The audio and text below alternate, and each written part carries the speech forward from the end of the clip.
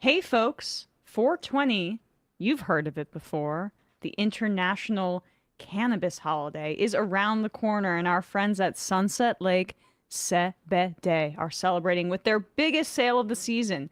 Now through April 22nd, when you check out with code 420, you save 30% site wide. That includes gummies, tinctures, coffee, hemp flower, vapes, and more. Even better, when you spend over $150, they throw in a 40-count jar of their limited edition microdose citrus vibe gummies for free, and orders over $250 get an additional free jar of the Delta 9 THC gummies. Here's the best part. As a part of this 420 sale, Sunset Lake has donated $2,500 to the Last Prisoner Project, a nonprofit organization dedicated to redressing the harms caused by our unjust cannabis laws. Last Prisoner Project provides commissary support for incarcerated folks and helps people get back on their feet once they are released from prison. You don't even, if you've been watching the show, you know that we are reliant almost on Sunset Lake CBD for a variety of different ailments. I wouldn't sleep without them. Oh my gosh, they have helped with my sleep a lot. But I mean, stress relief, CBD is really great for that. And you don't maybe get a little bit paranoid like you might if you overindulge in something else. But I've got the lotion here that I use regularly on my hands, unscented, so I don't bother Sam in the office. But they also have scented versions. They've got Keef. They've got pre-rolls. They've got solves. They've got everything that you could possibly want. They've got all those great gummies and tinctures, the gummies that you can have during the day, but there's also ones to help you sleep. Sunset Lake CBD has it all. And as mentioned with their donation to the Last Prisoner Project, Sunset Lake is always participating in these kinds of efforts to support social justice causes. Sometimes the Majority Report joins them, and they use regenerative farming practices, third-party testing. This is a company that has great ethics as well as a great product, and you can feel good about supporting them. Head on over to sunsetlakecbd.com and use coupon code 420. That's the number 420 to save 30% site-wide. This sale ends April 22nd at midnight Eastern Time. See their site for additional terms and restrictions. Now, time for the show. The Majority Report with Sam Seder, where every day's Casual Friday. That means Monday is Casual Monday, Tuesday, Casual Tuesday, Wednesday, Casual Hump Day, Thursday, Casual Thurs, that's what we call it, and Friday, Casual Shabbat. The Majority Report with Sam Seder.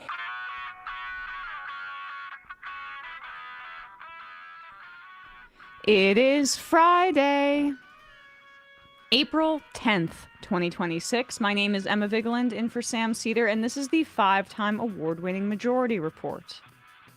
We are broadcasting live steps from the industrially ravaged Gowanus Canal in the heartland of America, downtown Brooklyn, USA. On the program today, Krystal Ball back with us to break down the news of the week. And later in the show, Abdul al-Sayed, candidate for Senate in Michigan, joins us in studio to talk about his race. Also on the program, CBS News reports that Trump originally included Lebanon in his ceasefire agreement, but retreated after a conversation with Netanyahu. You know, who's the global superpower here, huh? Tail wagging dog. Israeli bombardment of Lebanon continues, and so does Iran's closure of the Strait of Hormuz as Trump rages. Open it! I told you! We Just won. do it! We won, so why isn't it open? Yeah. JD Vance is off to Pakistan to join the talks with Iran. European leaders demand that Lebanon be included in the ceasefire as Israel blocks France from talks in retaliation for that demand. The Pentagon denies threatening the Vatican's U.S. envoy over Pope Leo criticizing Trump's bloodthirsty militarism. The White House had to warn staffers to stop placing polymarket bets on things like ceasefires and war with insider information. That slap on the wrist for all those devoted Nazis in the administration is really going to do it. This should not be legal. New BLS data shows inflation soared in March, partly due to increased energy costs from the Iran war. Pro-Israel groups cheer as the DNC punts on resolutions condemning AIPAC and criticizing Israel. Pathetic. Relatedly, the DNC is apparently a bit more worried about things like a lag in fundraising from big money donors. I wonder if those two things are related. 3 people launched formal complaints against Trump's labor secretary, claiming she retaliated against those who supported, or reported rather, her husband's sexual misconduct. That's the next woman to go, baby. We should, for polymarket bets, it's like, is it going to be Lori, I can't remember her last name off the top of my head, versus Tulsi Gabbard? Who's the next firing? It's got to be one of those two. Tulsi. Chavez, it's hyphenated. Darima. Yeah, thank you. Trump proposes weakening rules for disposing coal ash in a way that puts heavy metals into your groundwater. And lastly, a federal judge rejects a second attempt by the Pentagon to impose loyalty pledges on journalists covering national security. All this and more on today's Majority Report. Welcome to the show, everybody. It is Casual Friday. Sam will be back on Monday. I realize I didn't headline this, but luckily we're starting off with this story, this insane Melania story. But it's been a crazy week. Hello, Matt. Hello, Brian. Hello, audience. Thanks so much for sticking with us this week. A chaotic news week. Lots of changing facts on the ground, to use an Israeli phrase, as they bombard Lebanon with this ceasefire. And these talks that are happening in Pakistan are immensely important. We will hopefully see some sort of off-ramp here. Israel's making a mockery of the idea of diplomacy, yes, with these like horror that they're inflicting about, once again, on Lebanon.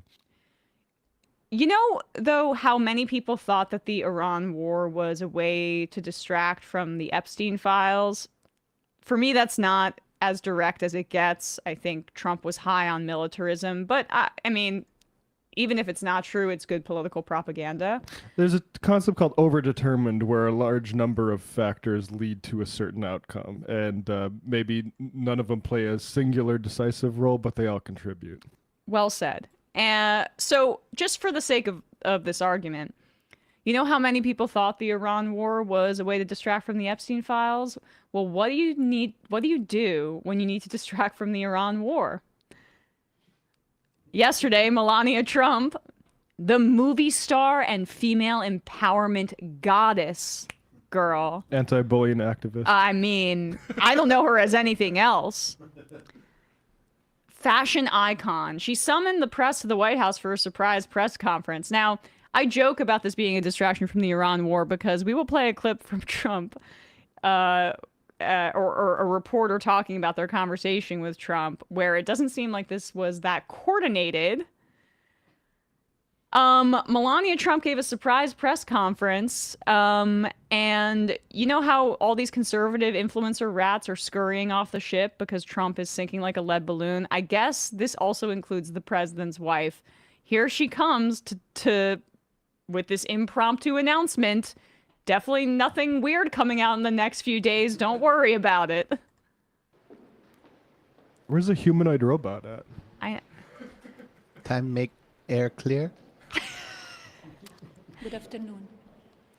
Hello. The lies linking me with the disgraceful Jeffrey Epstein need to end today.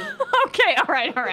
The individuals... I'm sorry, I just really wanted the walkout the good morning or good afternoon, I guess, and the immediate launching into the Jeffrey Epstein stuff. That's what her and Trump have in common. They like have no interest Waste in small no talk. time. Right. 5 minutes tops. I'm in and I'm out. It's also weird because like she's making this about herself, and admittedly, there's some stuff in the emails about her that are interesting, but I feel like there's other people to be concerned about. I don't know. Yeah. It kind of draws a little bit. It makes you take a closer look at this stuff, in my opinion. If I was giving advice, This is not somebody who. I'd say maybe stay in the ivory tower for this one. Right. This is not how one would behave if they have nothing to hide. Lying about me are devoid of ethical standards, humility, and respect. I do not object to their ignorance, but rather I reject their mean-spirited attempts to defame my reputation. Bullying by tying me to Epstein. I never been friends with Epstein. Oh. Donald and I were invited to the same parties as Epstein from time to time, since overlapping in social circles is common in New York City and Palm Beach. Okay. To be clear, I never had a relationship with Epstein or his accomplice, Maxwell. My email reply to Maxwell cannot be categorized as anything more than casual correspondence. My polite reply to her email doesn't amount to anything more than a trivial note. Okay. I am not Epstein's victim. She meant to say trivial. Yeah. A trivial note. I want to hear a little more. Epstein did not introduce me to Donald Trump. I met my husband by chance at a New York City party in 1998. Okay. This initial encounter with my husband. Who was running the guest list for that party? Yeah. Just a little more because this, like, we're getting little breadcrumbs as to what might be coming out. It's Right. our issue here is how Melania met Trump, and there have long been rumors that Jeffrey Epstein was the one that made that connection. And if Epstein and Trump were involved in sex trafficking operations, which has also been heavily speculated via the modeling industry in the 1990s, Yep. this could be what this is related to. So I just want to get this part out. Later on, she tries to talk about how she feels for the victims. We don't need to play that because this is really about herself.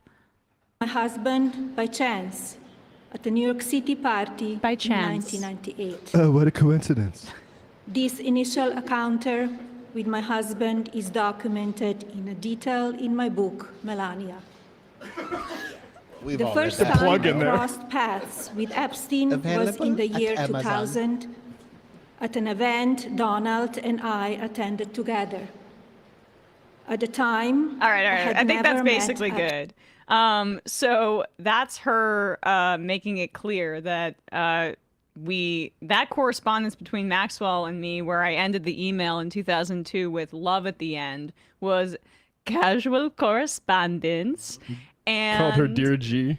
yeah, Exclamation Sweet point. pea, hey, right? She's Yeah. referred to as sweet pea. and in and emails. signed off on it with love. But you heard how that sounded, right? She's specifically speaking about herself, talking about her reputation. Me, I was never friends with Epstein. You know, I wonder what things are like on the marital front with her and Donald Trump. Normally, they're so close, and it's like they are of one mind and body. But there, it feels like she's distancing herself from her husband. And unlike her husband, later in the speech, she does actually try to say something about the victims, which is not how Trump has been operating here. I'm the victim. There were she tells a story as she goes on about how she met Trump in 1999. She says in the speech that he was introduced. It was Paolo Zampoli, an Italian modeling agent, who introduced her to Trump. But this guy is in the Epstein files, the Zampoli guy. So her insistence that this was all by happenstance feels like an admission that it's probably not. Those men treated, like Epstein and Trump and all these guys treated modeling events like cattle auctions. Yeah. And also Brett Ratner, speaking of her book, Melania, there's also the blockbuster film Melania that was directed by Brett Ratner, who was photographed with Epstein and two girls who were redacted and was an associate of Epstein. It was supposed That was his fiance. Yeah, Let's be fair to him. Oh. that's what he said. No, he's clearly lying. Then why was she redacted, buddy? Why was she redacted Just in the for photo? her like privacy. It's for hers, not mine. When asked, why didn't you guys get married? I don't know, it just didn't work out. You know. And then pair it with this. This is her senior advisor, Mark Beckman, who will reveal at one point that he was a producer on Melania. Jesus. So, going on Newsmax to say, don't worry, she cleared her record. No one was thinking about this. Exactly. They're all so defensive. In the early 2000s or late 90s, Mike Piazza held a press conference to announce he wasn't gay. Yeah. And this has that same kind of energy where it's like, what are you talking about? Exactly. Exactly. Here, keep going. Certainly yesterday, a first of a kind moment for any first lady. You worked extremely closely with Melania Trump. What prompted her statement yesterday? Yes, thank you for having me on the show. I appreciate it. It's nice to see you today. Yesterday, the First Lady really did accomplish a lot. Specifically, there were three things that she did. The first is she cleared her record. She eradicated all of the lies, all of the innuendos, and she showed everybody that she's got a clean slate once and for all, and that she's going to fight it.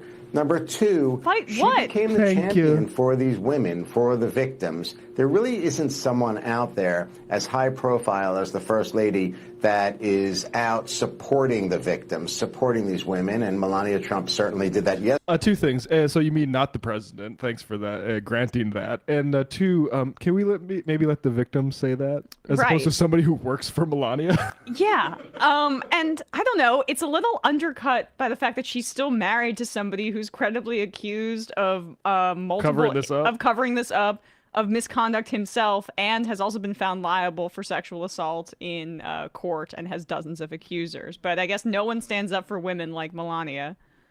Supporting these women, and Melania Trump certainly did that yesterday. And then finally, as you're aware, she put together as a real leader, as an insider in D.C., as a leader, she said, Congress, let's move. Let's give, to your point, these individuals their day if they wish, if they want to go and be heard on the record. So okay, it was an incredible day. So incredible. But as we teased earlier, this is an MS Now report where they, I guess, had a phone call with Trump about this press conference.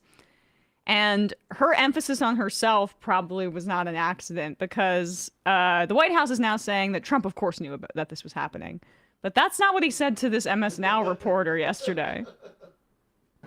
Yeah, Nicole, that is the question that we're all asking today. In fact, I just got off a very quick call before we went to air with President Trump, who said he was in the middle of a war meeting and that he couldn't talk for very long and had to go, but that actually he had no prior knowledge to the topic that Melania Trump, his wife, was going to be touching upon today in his statement. In her statement, he then repeated that he had to go, but before we hung up the phone, he said that she didn't know him, presumably referring to Jeffrey Epstein. Yeah, Nicole, and play the beginning just a little bit, because this Trump calls it a war again. Sorry, so busy with war. With war, I mean excursion. I can't, it's like almost like a homonym in my mind. Stare or stare. How do you spell it? War, excursion. Yeah, Nicole, that is the question that we're all asking today. In fact, I just got off a very quick call before we went to air with President Trump, who said he was in the middle of a war meeting. And that he okay, all right, yeah. The idea of him just being like, hold on, General, I got to take this call from MS Now. Melania did what? No, I got to go. She didn't know him. Back to whether or not we're going to... Back to my boom boom pictures. Yeah, where's the montage? BB, please, what are you doing to me, buddy?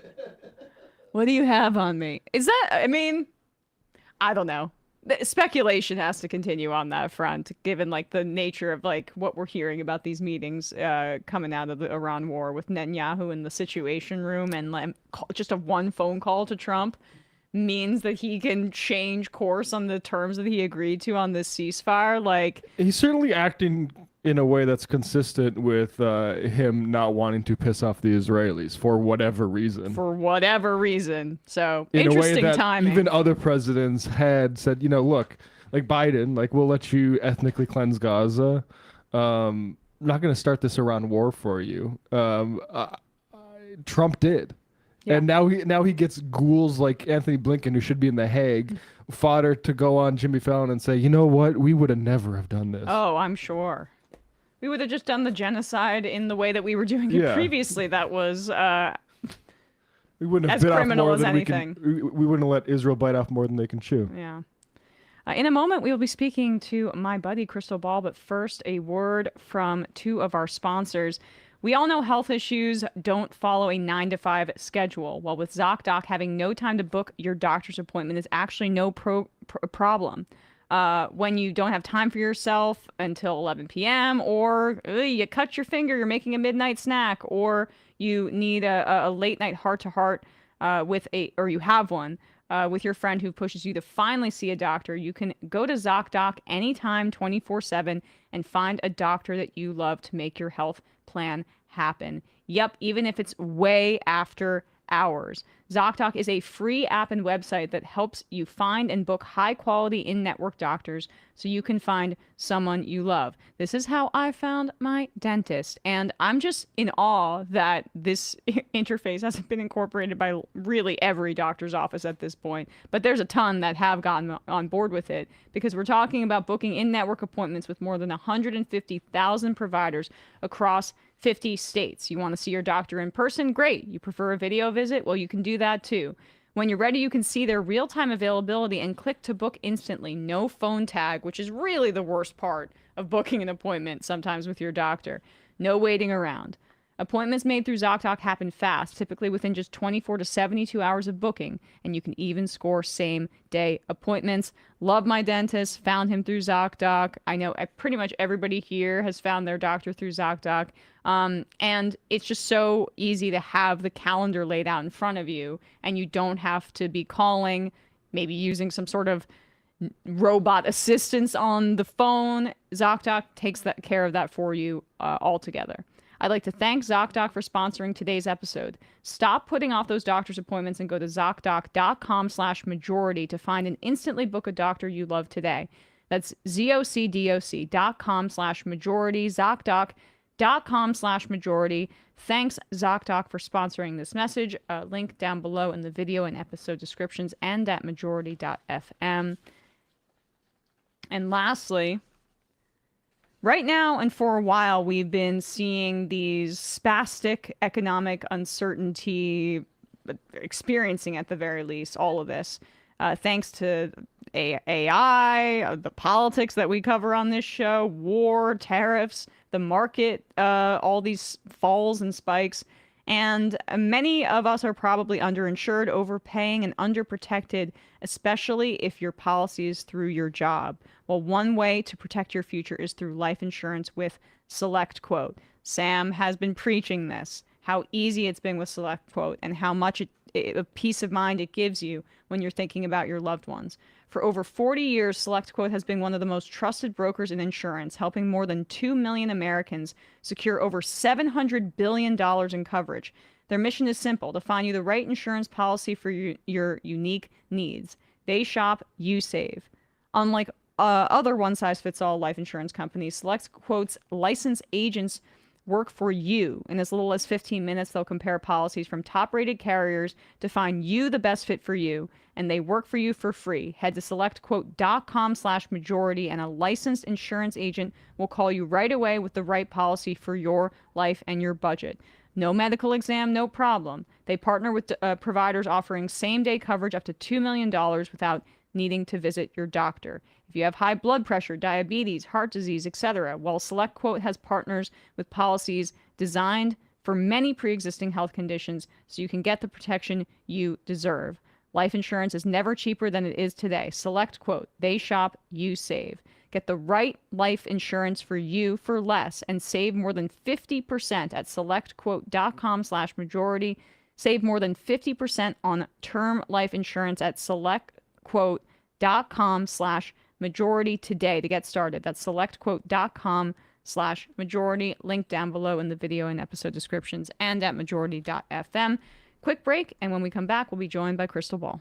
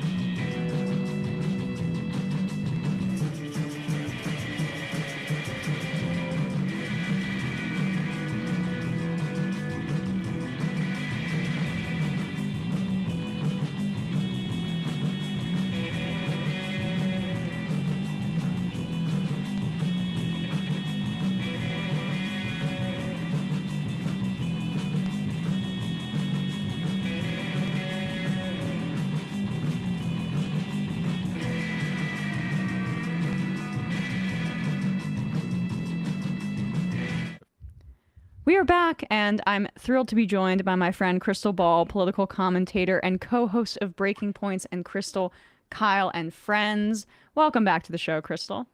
Always a pleasure. Always great to have you, especially when there's so much news that it's difficult for us to, I think, even digest it. I mean, covering this Iran war this week with all of the moving parts, with all of the duplicity from the Americans and from the Israelis has been just a bit of a whirlwind. The big report from this morning is that CBS News reported with multiple sources, and I find CBS being the outlet a little interesting, just given what we know about, the Ellison and Barry Weiss takeover. But I have a theory about who's the sources. CBS News reported with multiple sources that Trump's position on the conditions for the ceasefire changed after a conversation with Benjamin Netanyahu. I just want to read for a second from the CBS News report. Multiple diplomatic sources told CBS News that President Trump had been told that the ceasefire announced Thursday would apply to the Middle East region, and he agreed that included Lebanon. Mediators believed that the ceasefire to include Lebanon, and Pakistani Prime Minister Shehbaz Sharif announced that it did. Arachi also said it was included. That's the Iranian foreign minister.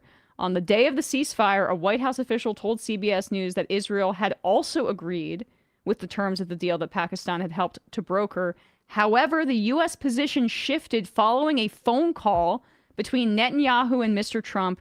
Two sources familiar with the matter told CBS News that the changing U.S. Positions and the disjointed remnant of the regime in Iran are making the diplomacy highly complex. Another way to frame that could be that the complexity is being caused by the Israelis, who refuse to put off their ethnic cleansing project in Lebanon in favor of letting Trump have this ceasefire have any kind of success and the off-ramp that he so desperately wants. Yeah, well, and the other reporting that came out, to your point, and actually Dropsite has had this for like weeks at this point, but the mainstream press has finally caught up to what Jeremy Scahill was saying, a month ago. But in any case, Trump is indeed desperate for a deal and has been trying to find some sort of an off-ramp. And it's been the Iranians who have been resistant. And in fact, it was difficult for the leadership, the political leadership, to get the IRGC on board in order for them to even pursue these potential talks. So that's how, because there's a disagreement on whether or not the U.S. and Israel have felt enough pain yet, whether enough of a deterrent has been established to make sure that we don't just go back again and wage war later on if the Iranians agree to something right now. But this Lebanon piece is a really big deal. Ghalibaf is the Speaker of the Iranian Parliament. He posted that negotiations are not going to start until that part of the original pretext for the negotiations until that is settled and until attacks on Lebanon stop. So Trump has a series of what are, in his mind, sort of unthinkable choices. If he actually wants to pursue an off-ramp genuinely right now today, he will have to constrain Israel, something he has shown zero interest in doing whatsoever, especially in the context of this conflict. But equally unthinkable is going back to the war, which was going disastrously, which certainly has the possibility of completely tanking the world economy. And then yet again, on the other side of things, also unthinkable for Trump is accepting any of the Iranian demands that were listed out in their 10-point plan, including a new status quo with the Strait of Hormuz and sanctions relief. So by starting this war, he has created an array of, from his perspective, truly unthinkable and impossible options. And the escalation incentives are there for truly every side involved. I mean, I guess except if you're going to talk about Lebanon here, that's getting pummeled. But Iran standing by Lebanon is important, and I'm going to ask you about that in a second. But I just want to point out that this CBS report includes some very flowery language about how Vance has emerged as a senior leader in the diplomacy with Iran and how he's more involved in this now. He was also portrayed in a very rosy manner in that very extensive New York Times piece about Netanyahu roping Trump into this war. And so I'm just speculating a little bit on sourcing here and who's trying to look good. Rubio and Vance seem to be aware that this is an issue for them. And so perhaps that's why CBS got that scoop. But on Lebanon, I think it just speaks to the strength of the Iranians' negotiating position right now, that they are not just concerned about the Iran's kind of safety from U.S. bombs right now and their security. They see Hezbollah and their partners throughout the region as essential to their security as well.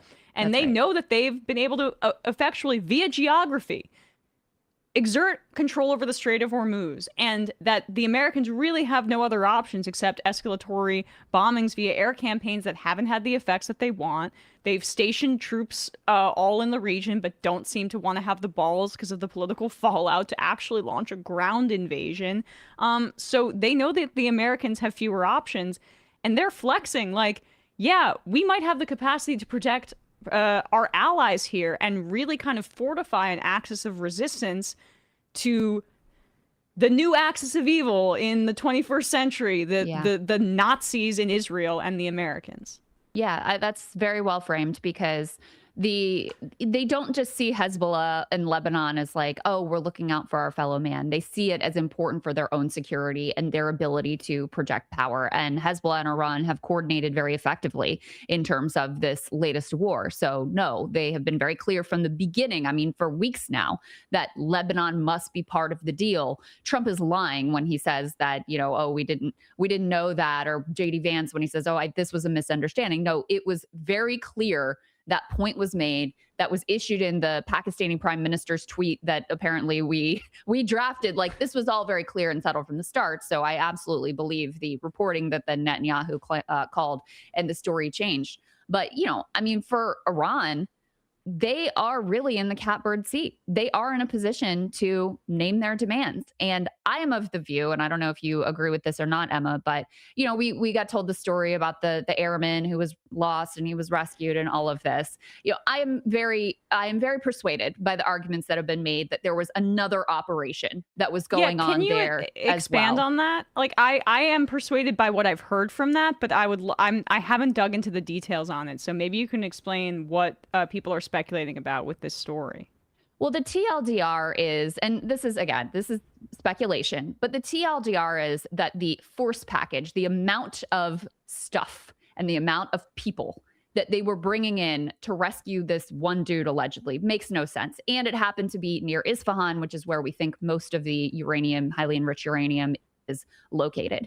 What they brought in is very consistent with the type of operation that would involve going in, special operations, trying to scope out where this material is, get it loaded onto, you know, they brought in these giant sort of like transport carrier aircraft that allegedly got stuck in the sand there on the runway. So that's the idea, is basically it makes more sense that some operation like that was what was at least originally planned or what they tried to continue to go ahead with.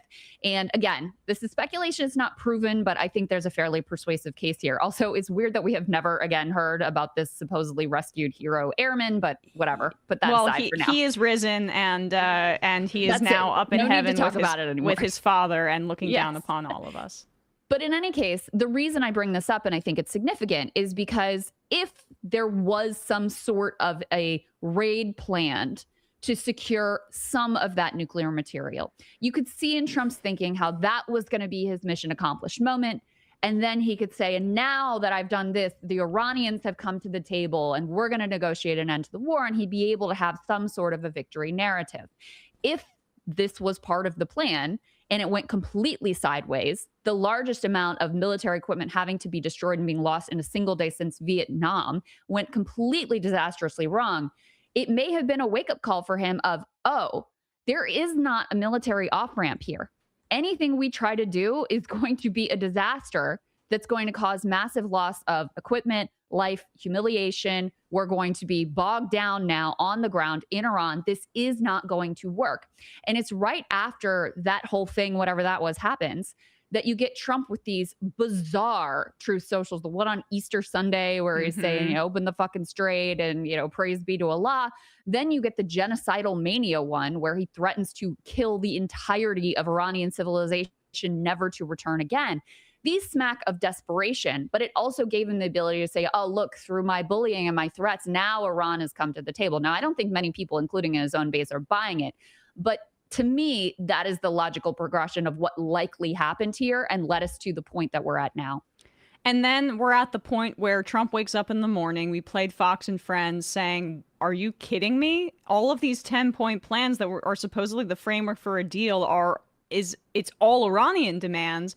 They were shakily criticizing Trump, knowing that he's watching. I like the traditional neocons that he's now been listening to, including Mark Levin, obviously are unhappy with this result. And so, look, we can speculate a lot about what Israel and Mossad have on Trump, but it also could make sense to me that he was primed to believe Benjamin Netanyahu's argument about Lebanon here as a way to hurt Iran, because he felt some sort of humiliation when he woke up the next morning and saw that all of conservative media was like, you're surrendering. This is a surrender. Yeah, I could see that as well. And I mean, look, obviously Netanyahu has proven himself to be very persuasive to Trump for whatever reason. And Trump loves to look like a, big tough guy.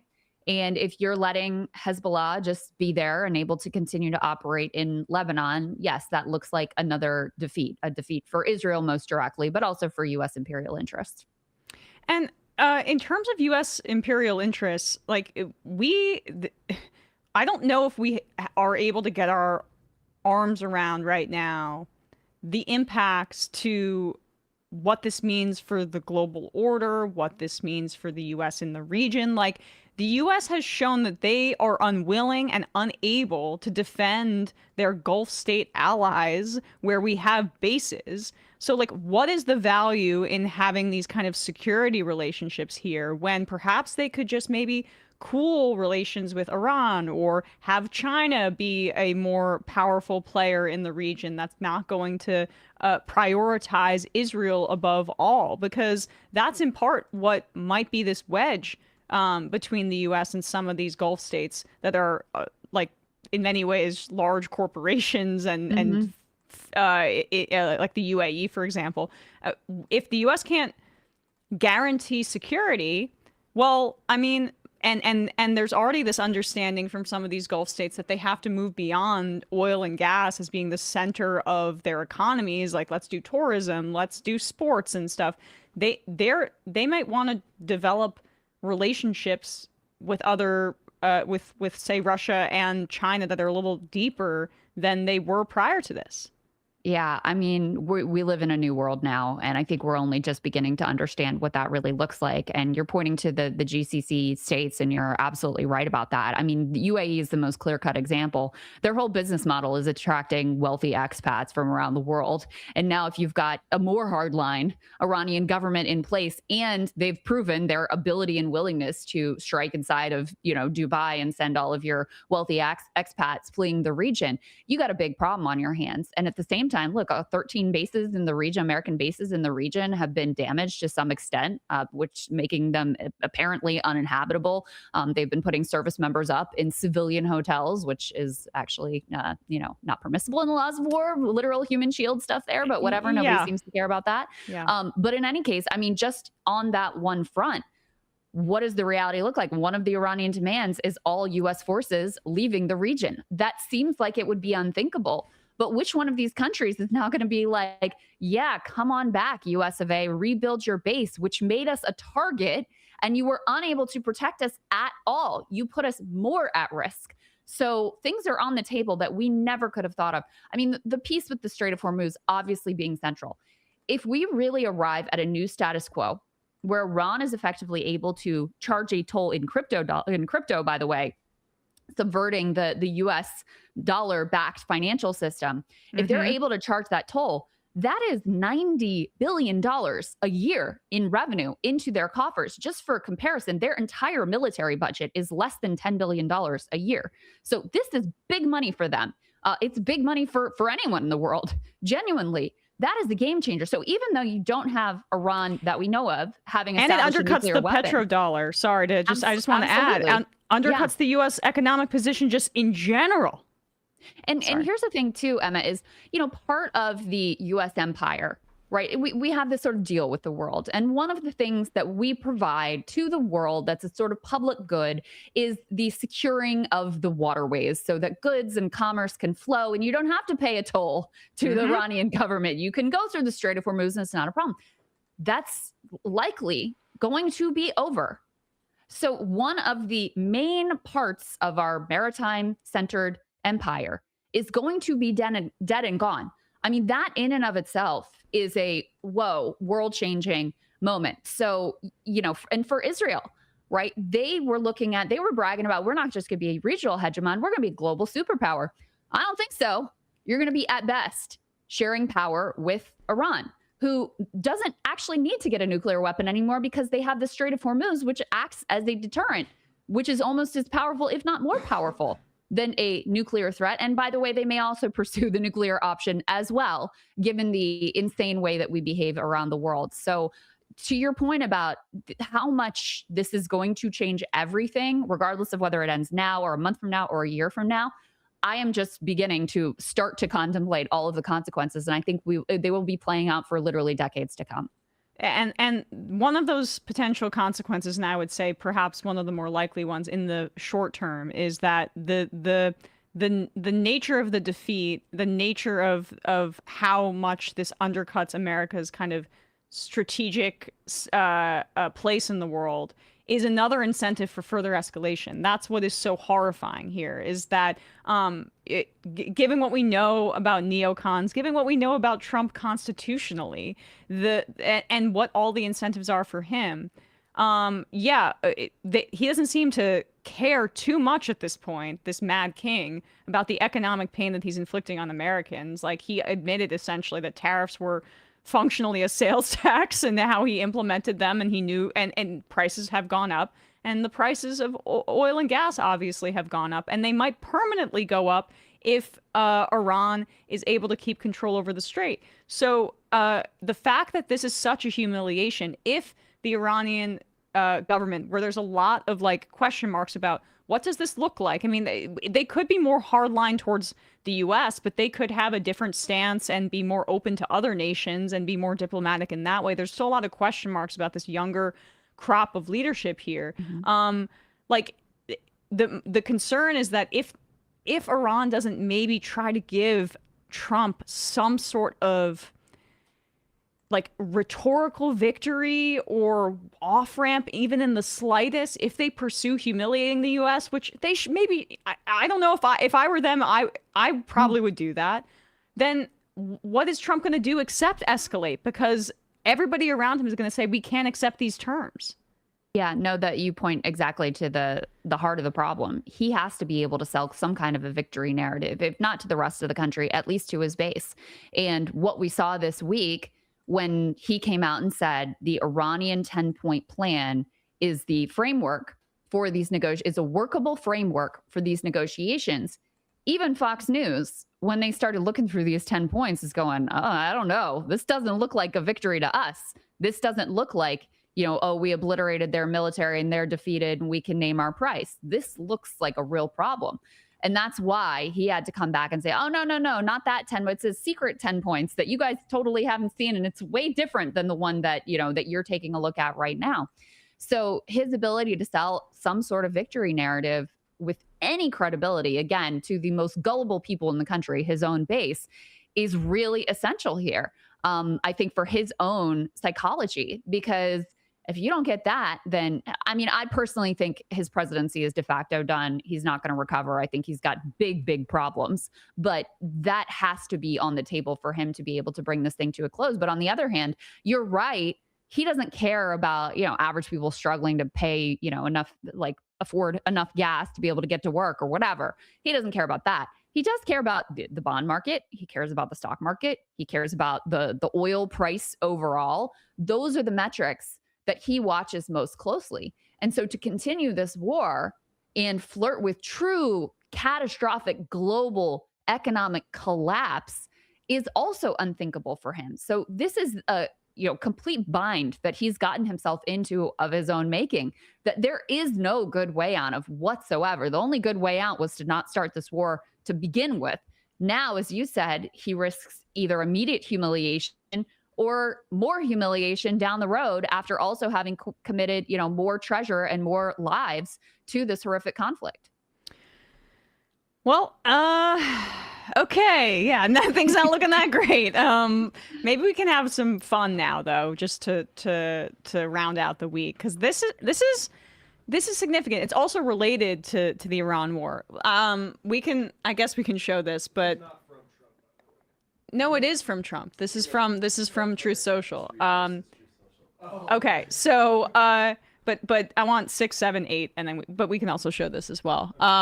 So Trump last night had this screed here about Tucker Carlson, Candace Owens, Alex Jones, Megyn Kelly on Truth Social.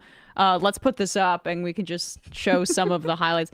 I know why Tucker Carlson, Megyn Kelly, Candace Owens, and Alex Jones have all been fighting me for years, especially by the fact that they think it is wonderful for Iran, the #1 state sponsor of terror, to have a nuclear weapon. La la la. Yes, this is what they've. Oh yes, yes. Okay, all right. Come on, buddy. Look, I'm not. Candace Owens is a psycho, but even I get a little distracted sometimes by how pretty she is. It doesn't. Oh, so Brigitte Macron, right. I'm sorry. I didn't realize that Trump had looked into Brigitte's heart and said it is so much more beautiful than that of Candace Owens. Or Megyn Kelly, who nastily asked me the now famous only Rosie O'Donnell question, right, which is when he said he called him about Rosie O'Donnell a pig, and she asked him about that. Flailing fools like Tucker Carlson, who couldn't even finish college and was a broken man when he got fired from Fox. He's never been the same. By the way, he was let go from Fox in part because he was engaging in election denialism that you were fomenting, by the way, and it caused Fox News to have to settle with Dominion. Yeah. But for Trump, the greatest insult is that you're not on TV. That's that is like the most brutal, devastating blow he can land, is that you're not on TV. They don't even want you on TV. Podcasters. And we don't even need to read all this, but people can see that he just went off, and we'll show the video that he's underestimating these podcasters at his peril. Some of these right-wing podcasters, Tucker, Candace, are some of the most popular shows in the country, which is not a good thing, but this is what his base listens to. He also posts this. video of him. We won't play the audio, but you can. I didn't even see this, actually. This is my first time Guess seeing what this. song is playing? Is it YMCA? Yes, it's YMCA. Are you serious? Oh my Of God. course. So this is, for people that are listening on the podcast, this is a video of him dancing in front of Marjorie Taylor Greene, Candace... Okay, yes. Marjorie Taylor Greene, Candace Owens, Thomas Massey, Alex Jones, Joe Kent, Tucker Carlson, Megyn Kelly, and Nick Fuentes. So that's What basically... percent of the population you think could name all 8 of those people? I was going to just say as that might be easily tied as to your you did, mental Emma? health. The more you can name, the less happy you are. Yeah, that tracks with me right now. And Tucker ended up responding. You sent this to me this morning. He in his newsletter here. Could you summarize this for us, Krystal, so we don't have to read every second of it? The TLDR is he talks about how the Israelis frequently use blackmail and the fairly solid reporting that they used blackmail with Bill Clinton because they basically went up to him and were like, listen, we aren't going to release, like, we're going to keep quiet this stuff about you and Monica Lewinsky. Like, they already knew about it and had tapes. And it was in the context of one of the, ongoing negotiations, Oslo Accord negotiations. And so the message being like, we know about this, buddy. So you better take our side on some things or else this could all be made public. So anyway, he floats very directly that it could be that Israel is blackmailing Trump because that's something that they're known to do. So pretty, Dropsite did some polling, I think alongside Zateo, and a majority of the American public believes that part of why we're in the Iran war is because Trump said the Epstein files and to cover up the Epstein files. So when Tucker is suggesting something like this, he is very much in line with where public sentiment is on part of why, at least, we ended up in this war. It's a credibility issue for any political communicator right now if you are not being critical of Israel. And I'm just like almost astounded at how out of touch Trump is with that. But pull up 6 again because I want Tim's tweet and then maybe a little bit of Laura Loomer. Trump, we saw that Pew polling.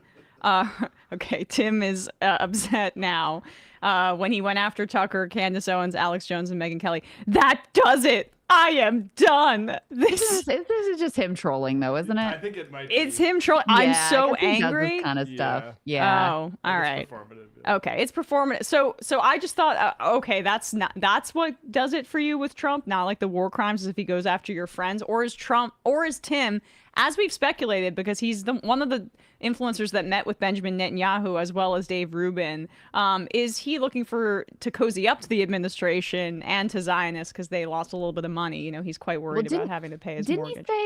Didn't he say Trump called him and said he was like a great friend or something before Trump posted that truth going after everybody else? Isn't that a thing that happened? Yeah, I think you're right. But like we see how Ben Shapiro's audience is cratering. Just back to a little bit of what we were saying here. The Pew poll that came out about Americans, 60% of Americans having an unfavorable view of Israel, and you look at the dividing lines along generations, a majority of Republicans under 50 now have a negative view of Israel. But the people that are really buoying support for Israel in this country are people above 50 who vote Republican. There are some on the Democratic side, some independents, but mostly what is maintaining even that minority of support are also Trump's base. Like, this is really, even though he did peel off a lot of Latino voters and young people, they've boomeranged the other way. It's already happening. This was not a permanent realignment. This had to do with the Democrats being pathetic, the genocide, the economy being horrendous, and they voted for Trump. But his core MAGA constituency is they're older homeowners. That's why he goes out there and he says, I don't want your home values to decrease. Housing supply could decrease your home values. I don't want to do that, because that's his base. And they're also incredibly Zionist. But this is a disaster for Republicans more broadly, because they have to look to the future about what political constituency they're trying to cultivate. And when they've made the Republicans synonymous with Trump, and he is the brand at this point, what does any Republican under 50 see when they see him go to war with all of their favorite influencers and podcasters and support Israel in this deeply unpopular war? Yeah, and trying to take them all on at once, Yeah. Tucker and Alex Jones and Megyn Kelly. And a lot of these people have really held their fire. I mean, it's really only in the last week that Tucker directly criticized Trump in any meaningful way, although he really did go in when he went in. I got to give him that. But, Right. I don't want to overstate things because there is some polling that just came out that shows Tucker is pretty unpopular with the Republican base at this point. Like, they've soured on him as he's gone increasingly adversarial versus Trump. And so Trump still has a huge hold on the base of the Republican Party. There's no doubt about that. And especially to your point, Emma, with the Fox News boomer conservatives, like, that is his bread and butter, and they are still with him. But we're talking about, number one, midterm elections, where enthusiasm matters a lot. And you're talking about, number two, the future of the Republican Party after Donald Trump, exits the stage, however that occurs. And you don't have a sort of charismatic cult leader figure to hold the pieces together that he's holding together at this point. And even for him, one of the things that I think it was Nate Silver that was tracking this, the number of people who say they strongly approve of Trump, so like are really excited about him, that has declined significantly. So the number of people who are in the category of like, I could shoot someone on Fifth Avenue and I wouldn't care, that percentage is going down. And that is meaningful. And that is different than what we've seen at any time. So I think these divides are very real.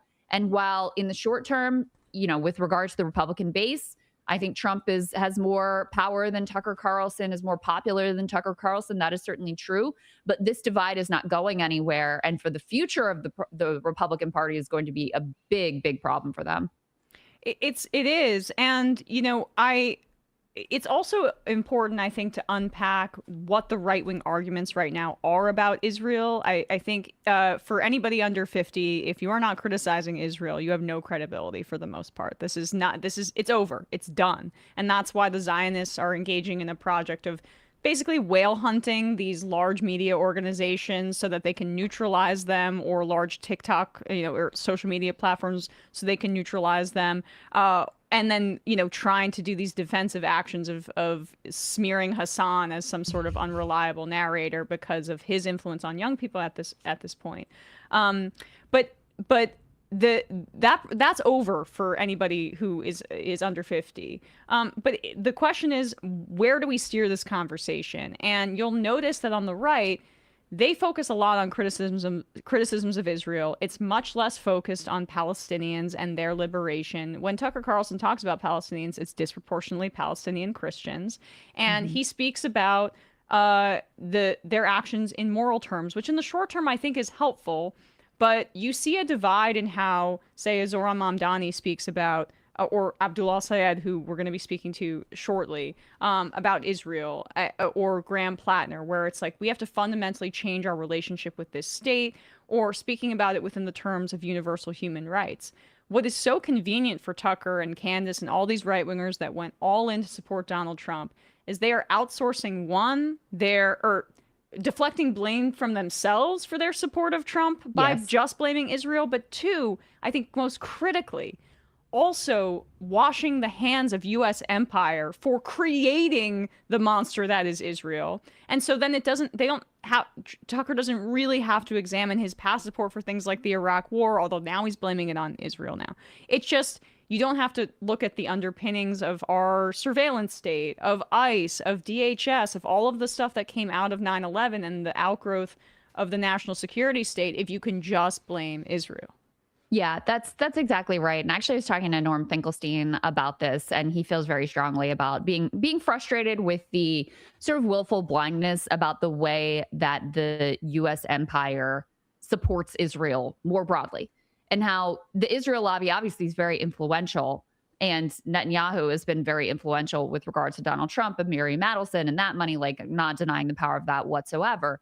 But the way in which U.S. empire has seen Israel as being central to their interests in the Middle East. And so if you're erasing that part, you're not getting the whole picture. And then the other piece here, just from a leftist, rightist perspective, is for most of these right-wing creators we're talking about, it's not that they're arguing from a place of we want universal human rights. They're arguing from a place of we want a different ethno-supremacist stack. We feel the Jews are being put up top. Yep. We don't want them there. We want a different ordering of who's in charge and who gets to call the shots. And that's really their, at bottom, their issue. And so that may, for the moment, add up to support for Palestine and opposition to Israel in a way that sounds left-coded. But if you dig one layer deeper into that ideology, it doesn't come from the same place, and it will not end with the same result of respecting and honoring, universal human rights in the way that we need to.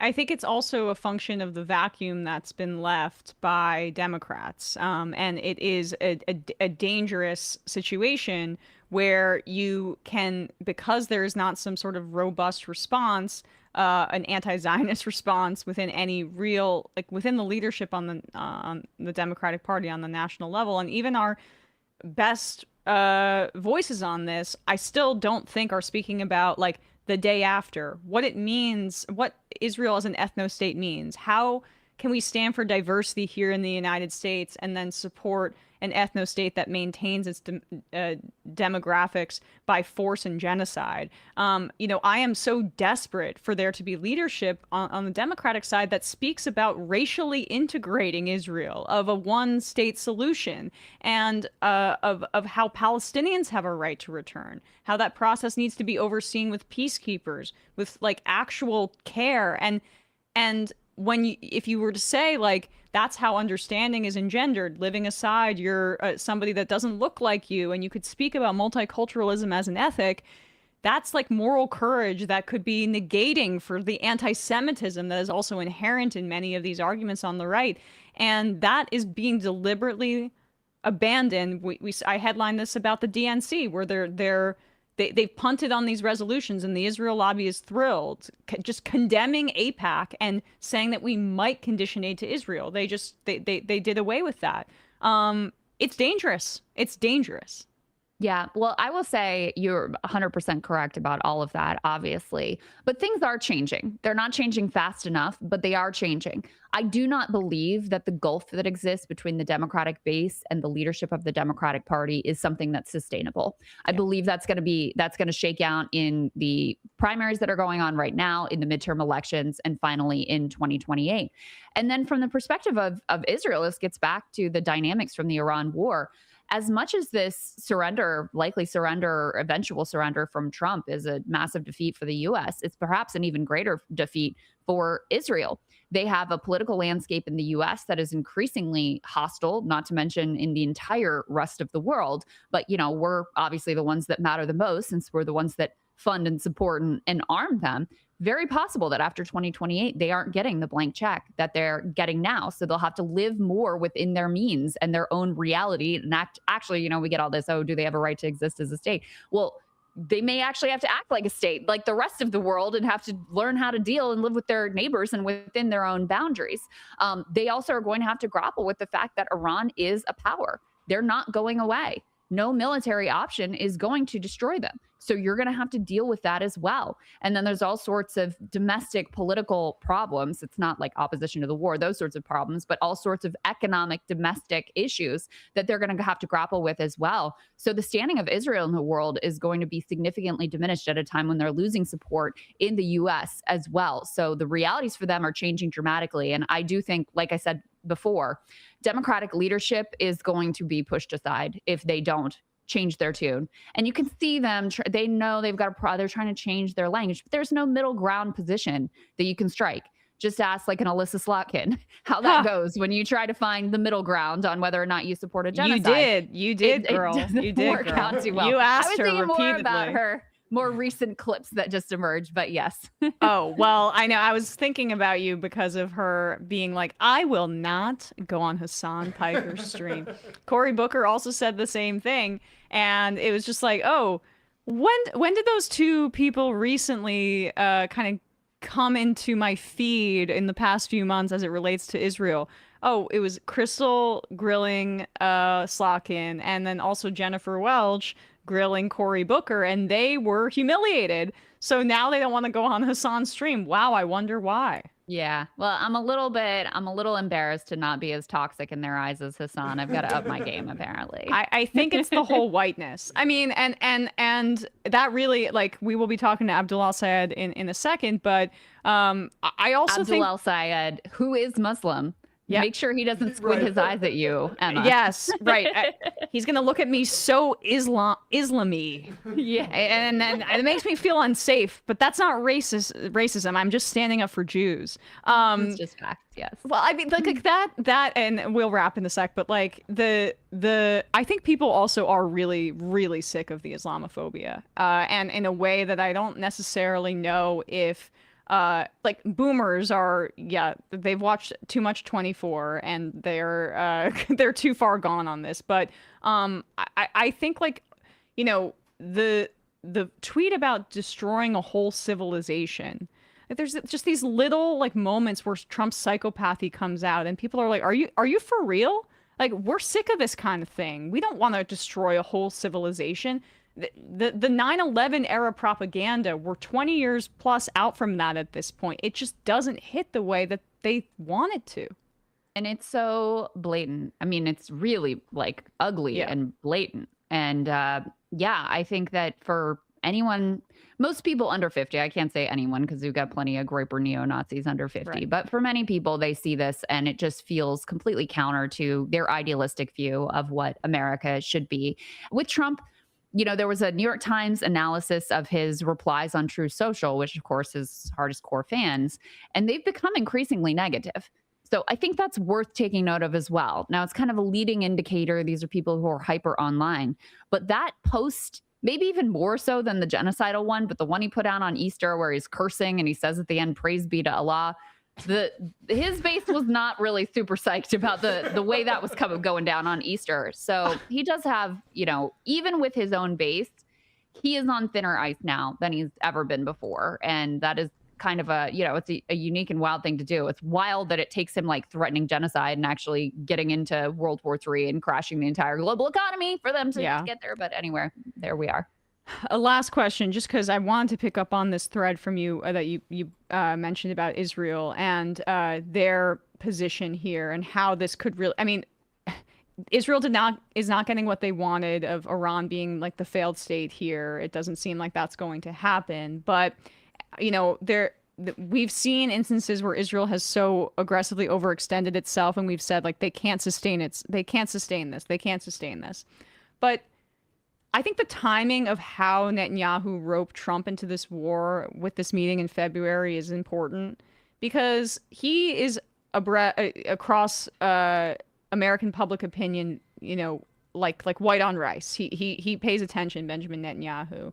And I think that the midterms are really what he's most concerned about here too, to that point of like, this is our time. I've got this 10-month window. I've got this 11-month window to do regime change war in Iran, or at the very least destroy them so effectively that they'll fall into a failed state territory. And this is where Greater Israel can expand outside of really American public opinion, although that's already the case, but they can sprint towards that reality before 2028 as well. Just your thoughts on that. I absolutely think that Netanyahu is looking at the political landscape here and feeling that there is an existential demand that he go for the whole thing, the Greater Israel Project, destroying Iran, everything right now, because in the future, the political landscape is not going to be guaranteed. He sees public opinion. He sees sentiment against Trump and against the Republicans. He knows it's very likely there's going to be a Democratic landslide in the midterms, but more importantly, a Democratic president in 2028. And so he is going for the whole thing right now. And then he also has his own, you know, personal corruption trial issues that are getting delayed again because of war. His whole strategy for staying in power is endless war. But ultimately, like the U.S., it appears he's overplayed his hand. And I think he must have bought some of his own Kool-Aid with regard to the idea that the Iranian government was so weak, they would likely collapse. There'd be civil war. We can arm the Kurds, blah, blah, blah. He must have believed some of that hype as well. And I don't think this has gone the way that he expected it to either. And they thought they'd crush Hezbollah. And Hezbollah, look, Israel is able to murder all kinds of civilians in Lebanon, but Hezbollah is putting up a heck of a fight in southern Lebanon. I mean, Israel was projecting, we're going to annex everything up to the Litani River. They haven't been able to do anything close to that because they're meeting fierce resistance from Hezbollah, an organization that they thought they had basically already defeated. And with the control of the Strait, with billions and billions of coming in, this really undercuts U.S. sanctions capabilities as well, because then they can self-fund and then fund Hezbollah. That's right. And Iran then has their own sanction abilities and their own ability to throw their weight around in the world. I mean, they really exposed us as, in a lot of ways, a paper tiger. And I don't want to overstate the case. We can bomb the hell out of whoever we want. But in terms of actually achieving our strategic goals, that is a very different matter. And so we've really showed our ass with regard to the Iran war and, exposed for the world just the incredible limits of our capabilities at this point. Krystal Ball, political commentator, co-host of Breaking Points, Krystal, Kyle, and Friends. We'll put a link to all of that below in the video and episode descriptions. But if you're not also listening to Krystal by now, in addition to listening to our show, I'm a little confused. So people can look her up. They go well together. Two great tastes that taste great together. Agree. Peanut butter and jelly. Thanks so much for coming on the show today, Krystal. Really appreciate your time as always. Always my pleasure. Great to see you, Emma. Great to see you too. All right, folks, we will be joined soon by Abdul Al-Sayed. We're going to take a quick break. He is obviously running for Senate in Michigan, and he's going to be in studio with us in just a moment. We'll be back with you shortly.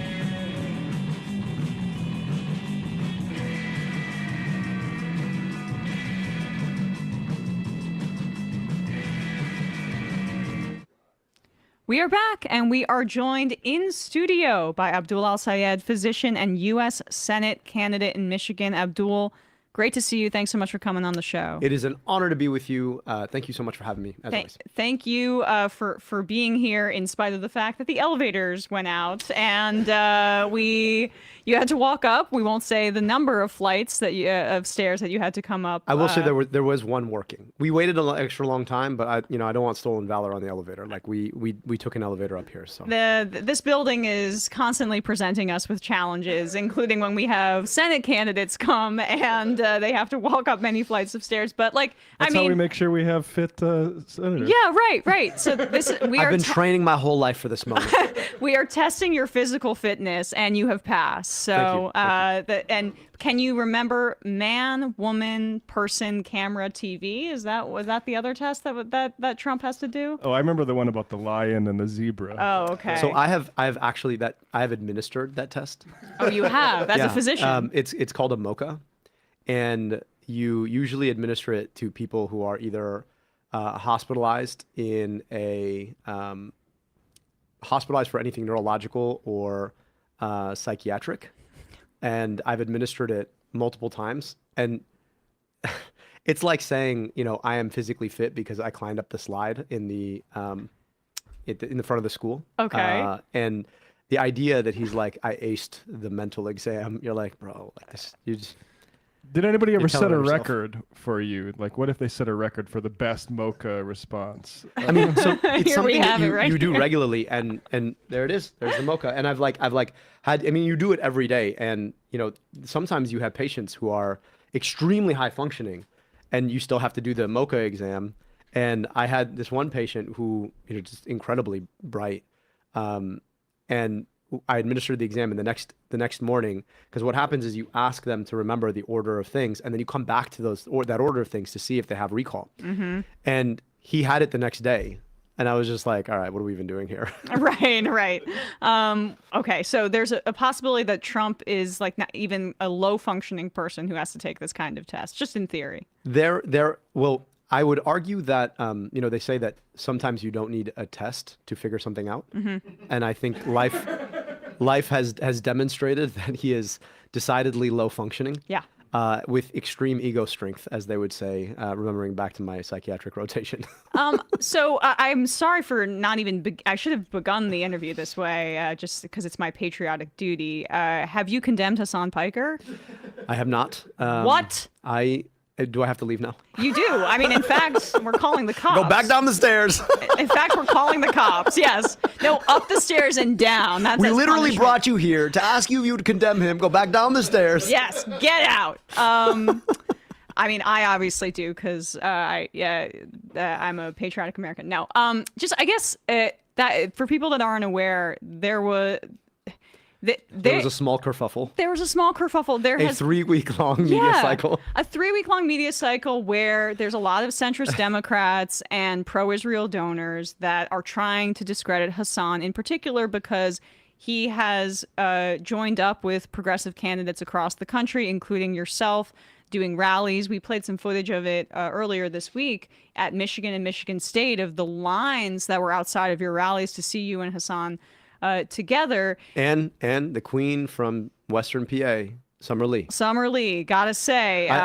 In all this coverage, the thing that bothers me the most is the Summer Lee erasure. It's because she's such, what did you call her, the Tim Duncan of the progressives in the House? That is so good. Yes. Big fundamentals. Just phenomenal fundamentals. Phenomenal. Right? But You're not, like, squares her shoulders, takes a shot. I'm like, whoa. But she's not going to be like the flashiest or the one that's seeking the most attention, but she's always showing up in the right way. And look, if you can convince her, I want her to run for Senate in Pennsylvania. Listen, I literally told her, I mean, I was watching her, just as someone who's sort of a student of the game, like I really enjoy public communication as an art form, and watching her take that mic and then just set the crowd on fire.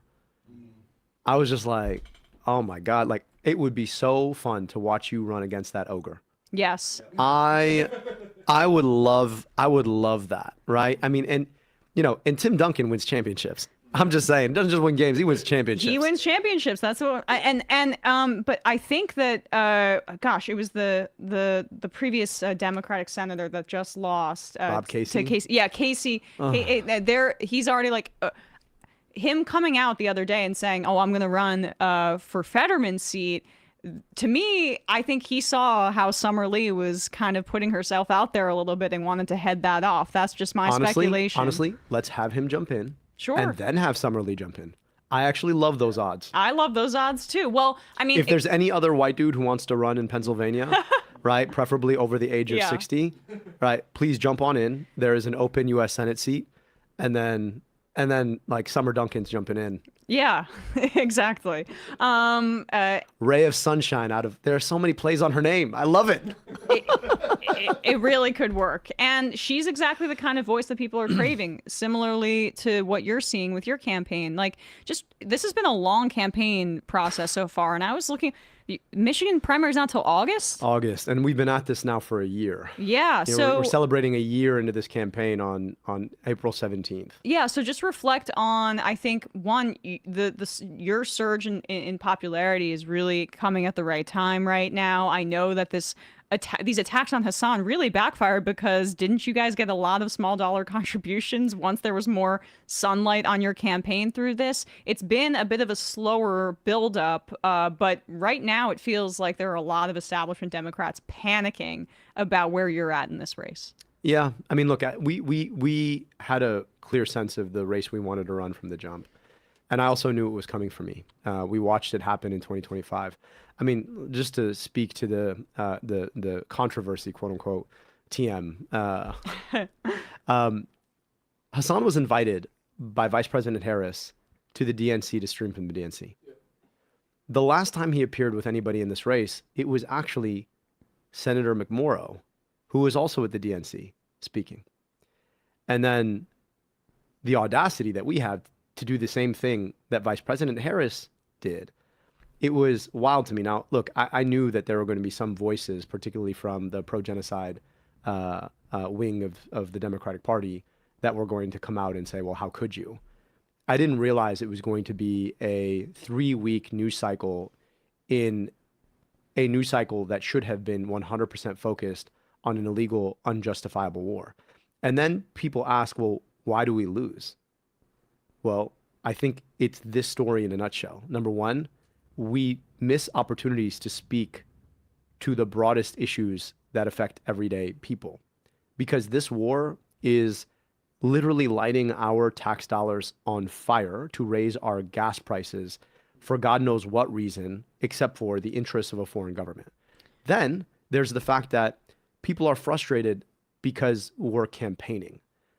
My understanding of politics now, like I study complicated things, okay? Mm-hmm. This one's not that complicated. If you believe in what you have to say, you should take what you have to say out to people who might want to hear what you have to say, which is why I go on Fox and why I appear with Hassan Piker. Now, nobody's yelling at me for going on Fox, which is interesting because I would argue that the things that they talk about on Fox seem to be less consistent with the broader thrust of our message that we are for human rights and for healthcare and against corporations in our politics. But now what's happened is, because of the power of money in the Democratic Party, there are a lot of folks who are jumping in and echoing this because they're afraid of what it means for the flow of AIPAC and other pro-Israel money into the Democratic Party. And so how dare we speak to that issue if it's going to interrupt the flow of the gravy train to Democrats? But here's the problem. I would rather have our morals than have their money. And that's the thing that they find so frustrating. But you're also campaigning in such a Muslim way. Narrowing your eyes. I generally, when I make comments to people, I slip my gaze. Yeah. And then I just speak in an accent. Yes, right. Really play that for people that don't realize. I mean, the Free Press, I guess that was Olivia Reingold wrote about you in a way that would make like the racist cartoonists in the South blush, like in the Jim Crow era. I mean, could you reflect on the Islamophobia that's been directed towards you? Honestly, and Hassan is a stand-in for that too. That's really what they're saying. Your opponents are afraid to attack you on a racist basis, so they're attacking Hassan on a racist basis. Look, I'll just tell you this. I'm surprised it didn't come from my beard. Like, cause like as a Muslim dude, as an Arab dude, you're supposed to have a nice beard. Like, I got a weak ass beard. I don't know what it is. I always have. My dad's got an incredible beard. All right. He's got 2 sons. My brother has a different mother than me, and both of us got weak ass beards. So, in some respects, part of me was just like, at least if I had a nice beard, I'd be like, damn, like come at me for my beard, but I'd have an awesome beard though. Right. You know, at the end of the day, it's not my job to defend myself. Yeah. It's not. Like I'm not in this because I need to defend myself against their attacks. I'm much more focused on defending people who have been subjected to a politics that is literally picking their pocket to drop bombs on other people rather than to provide them health care or make sure their kids go to a dignified school. So, you know, I'll let you guys comment on that. It's not my job. My job is to focus on the issues that I've been fighting on for a year now, and frankly, 10 years since I jumped into public service. I want money out of politics, money in your pocket, Medicare for all. If they're going to come at me as a stand-in for something, if they're going to try and otherize me, if they're going to try and say, you know, I don't believe enough in American values, those are not things I haven't heard before. I've been me my whole life. Right. And at the end of the day, I know enough to know that we are our best when America empowers one another despite our differences. And the most amazing thing about the democratic process is that we're constantly testing whether or not America is as big as she says she can be. And guess what? Most of the time, that test comes back positive. Because, you know, when folks can vote for somebody who might not share the same faith, who might not share a name that they're used to, we're saying that America is about those ideals. And I'll just tell you, like, one of the most formative moments of my life was watching my dad become an American. I was 6 years old. I remember my mom, my stepmom, Jackie, who's a daughter of the American Revolution, telling me, like, Bubba's going to become an American tomorrow. And I looked at her for a minute. I was like, what do you mean? Like, and I'm expecting he's like going to come out with like blonde hair and blue eyes, right? Because like, that's what I always thought when I was a little boy. Right. Like, that's American, you're Egyptian, right? And I watched him swear an oath to the Constitution, and coming out of it, he still had his accent. He still looked like me. And she's like, Bubba's an American now. I was like, no, he's not. She's like, yes, he is. America is not about what you look like. It's not how you sound like. It's what you believe in. And so, you know, all of these folks who are fighting us about what America can be, I know I'm fighting for an America that is as big as she says she is. The America that's always given me so much, and that really should be about giving us so much more. And making a positive case for immigration is something that I think the Democratic Party is starved for. In your time campaigning throughout Michigan, what have voters said to you about ICE and your message on this as somebody who is the child of immigrants? Yeah, I went to Minneapolis at the height of Metro Surge. And I went because I wanted to understand what it looks like when our federal government weaponizes itself against the Constitution under the pretext of immigration. Everybody who has looked at this honestly understands that ICE has nothing to do with the southern border, has nothing to do with immigration. Because, like, I don't know, I learned maps. Minneapolis, nowhere near the southern border. Michigan, where they're setting up, nowhere near the southern border. This is about weaponizing a paramilitary force against the Constitution itself. And I think people understand that. And what's funny is watching folks who should understand in their bones how un-American this is, talking about reforming or retraining. I'm like, what do you say to the ICE officer who used a little boy as bait? Like, can you imagine the PowerPoint slide? Like, you're the guy who's supposed to design the PowerPoint slide to teach that guy to do something different. I'm sorry, but like, if your humanity did not stop you from using a child as bait, you do not deserve to work in the federal government anymore. You never deserved that in the first place. So people understand that abolishing ICE is not this extreme fringe position. Abolishing ICE is the moderate position. Holding people accountable who broke constitutional law, right? Forget civil law, right? Mm-hmm. Like, I mean, immigration law is not criminal law. It's civil law. It's like you didn't pay your parking ticket law. And they're breaking the foundational law of the land, the Constitution, over the idea that we ought to be enforcing civil law with guns covering our faces. And it's also, it connects with your broader critique of America's support for Israel and our support for the genocide in Gaza, because immigration enforcement didn't always look this way. But since 9/11, this has been the infrastructure that the United States has built out, and it's affecting not just the hundreds of thousands, if not millions, of people who are currently being impacted through violence with U.S. bombs and Israeli bombs as well. But it affects people at home.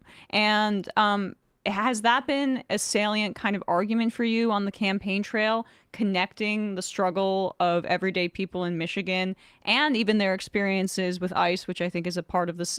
I don't think it's a part of the same infrastructure.